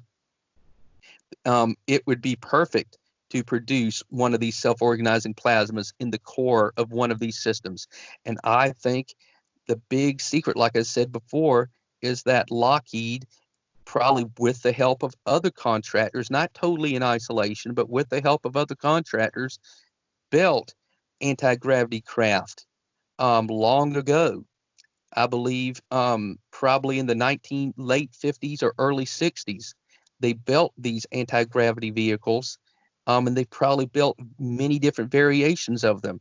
We know Tom DeLonge was specifically told by his insiders that, yes, we cracked gravity a long time ago. We reverse engineered these UFOs. We figured it out, and we've been building stuff with the technology. It's not just theory. It's not just equations. We actually built anti-gravity vehicles with the technology. He was told that. He said so on Coast to Coast AM and other programs. One little bit of information I want to share, if I can pull it up real quickly. Basically, Gordon Neville was an individual that was in a loose affiliation with Harold Puthoff and Mark McCandlish and others investigating the Fluxliner ARV, trying to get at the reality of it, whether it was real or not. And Gordon Neville claimed, we have no proof of this, but Gordon Neville, in a book that's available online, he claimed that he actually tape recorded Richard Charles D'Amato, also known as Dick D'Amato, who worked for Senator Byrd. And this individual is also mentioned in Jacques Vallée's Forbidden Science series. I believe he's mentioned in book 3 and 4, but I know 4, but I think 3 as well. He's mentioned in this. But Gordon Neville claims that he recorded a conversation with him. And remember, this guy was tasked. Richard D'Amato was tasked to get to the bottom of the UFO question. He was told to investigate if we really did have this stuff, reverse engineered stuff. And he told Gordon Neville that allegedly, according to Gordon Neville, we don't know this for a fact, but this is what Gordon Neville, who has died, so we can't question him. We can't ask him for this recording. But Richard D'Amato stated that the United States government paid $75 billion from 1950 to 1972 replicating a UFO. $75 billion from 1950 to 1972. And that's an amazing statement. And I believe that's true. That's just my personal opinion. And do you think sorry, do you want to continue on? No, you go ahead. You go ahead. I was going to say, do you think that humanity can actually develop these technologies, these systems, either just for energy or for propulsion and eventual aerospace, without the need for special access programs releasing all the information they have and have had for so long on these subjects? Can we do it without them? Well, I believe since the taxpayers and the government paid for these technologies to be developed, that the public, the civilian sector, the white world, so to speak, has a right to them. We shouldn't have to pay twice to develop these technologies, which is really a shame that with a lot of these technologies invented in the black world, the public has to pay once to have them invented in the black world, and then we have to pay for it again to be invented in the white world. And I think that's just horrible. But I think we would have a huge benefit if congressional hearings took place and these technologies were dragged out of these corporations, even regardless what amount of force had to be used. I believe the public has a right to these technologies, which were developed with taxpayer dollars, with government spending. We have a right to them because it would give us such a head start. It would give us such a boost. However, there are companies right now working with self-organizing plasmas and realizing their potential. One of these companies is called the Sapphire Project. And if you go online or go to YouTube or Google, you can type in the Sapphire Project, and there's many videos about them. They have a website. The most up-to-date website is actually Aureon Energy, Aureon Energy. You can Google that and find their newest website. And basically, they have a reactor. They're based in Canada, and they have a laboratory, a very, very sophisticated, well-equipped laboratory. And they have this reactor the size of a small car, and they have two large copper discs acting as cathodes, and they have a center spherical anode. And basically, when they run current through it at a sufficient voltage, they create a self-organizing plasma around the anode that wraps itself around the anode. And when they adjust the current to the specific level where these, first of all, these big, beautiful double layers, this beautiful plasma-like structure that's like a Russian nesting doll with plasma layers within plasma layers forms. But when they push the current even higher, that's what controls it. This next stage, when they push the current even higher, the double layers collapse, and you have this brilliant, extremely bright, dense layer very, very close to the surface of the anode. And there's an extreme voltage drop there. So there's a powerful electric field. And when that happens, not only does tremendous excess heat, not only is tremendous excess heat produced, but also transmutations take place. After the experiment, they can remove the anode and look at the surface with their equipment, and they can measure new elements. They can detect new elements on the surface that were not there before. And even in real time, they have the equipment to see elements being produced in the atmosphere of the reactor as well. So they are producing clean and safe nuclear power. And there may even be, they're not saying this, it's nuclear. They're not saying it's 0-point energy field. They try to be neutral. They try not to be bound by any one theory in particular, because they're trying to take a pragmatic approach and just figure out how it works, get the technology developed to produce a clean energy source, and then let physicists figure out the details, the nitty-gritty physics at the atomic level. Let them spend the next 100 years figuring out if they want to figure it out. They're just determined right now to get it on the market. And so they have this beautiful double layer, and it's glowing, and they have actually been able to melt the anode. In one case, the anode was a tungsten alloy, and it literally just melted. And so they can produce a large number of different anomalies in their reactor. So I'm hopeful, because of the Sapphire Project and a couple others like them, that at least for energy production, there's progress being made. But at the same time, we shouldn't have to reinvent this, because I believe firmly that Lockheed and other legacy aerospace corporations have had their own versions of this self-organizing plasma technology that could provide unlimited clean energy and extremely fast non-Newtonian propulsion. They've had this technology for decades and decades, and they have a duty to release it to the world. And so I'm just against any idea of the public being forced to reinvent this when potentially $75 billion of taxpayer money was already spent to develop it years ago. Well, I hope people understand the importance of this discussion. We've now been going for 3 hours, just coming up on 3 hours and 20 minutes, and we've covered from start to finish literally pretty much every aspect that I think we could possibly cover on the Admiral Wilson documents. And, I think our hope is that if anyone is listening that has the ability to bring this out into a wider audience through mainstream media, that they actually do use this as some form of reference. And obviously, as Mr. X said before, if there is anyone that wants to get a hold of us, my email is in the description, which is projectunitycontact@gmail.com.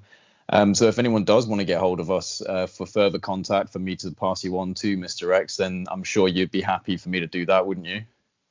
I would be happy to. I would be happy for you to do that. And I just want to also apologize for my throat. I have allergies, I have drainage, and I know my voice has been shaky. My voice has been cracking. And so I appreciate your tolerance of me. Well, you've been talking for 3 hours and 20 minutes pretty much straight, and I've just been sitting here like everyone else and listening in with a lot of interest. So I think it's about time you took a break and rested your voice now. Is there anything else you wanted to touch on before we kind of wrap this up? I just want to encourage one last time, any mainstream reporters that are listening, please pursue this. Pursue this story with vigor. Pursue it with everything you have, because this is the most important story in the history of mankind, except only for the birth of Jesus Christ himself. That's the significance of this story. And whoever cracks this story, the first reporters to report on it, are going to go down in history. They will be famous. They will have students reading about them for generations to come. So please push this story. Do the investigative work. Do your digging. Contact all of these individuals that we've listed. Contact other individuals. Talk to Harold Putoff. Talk to Eric Davis. Talk to all these people. They have the information to crack this whole thing wide open if they just choose to do so. They know where these special access programs are. They know how to find them because ATIP was denied access to them. They have the information. Don't let them fool you. Push for the truth and push for congressional hearings so the world can finally start progressing towards a more civilized, rational, spacefaring civilization. You heard the man, everybody. And please do share this with as many people as you can. Get the word out. This is an extremely important conversation about an extremely important topic. And it does need to be put in front of a wider audience. So with that, I just want to say thank you again to Mr. X for all of the effort of talking for so long. Go and have a drink now, rest up, and thank you for doing this. You're very welcome. Thank you for having me.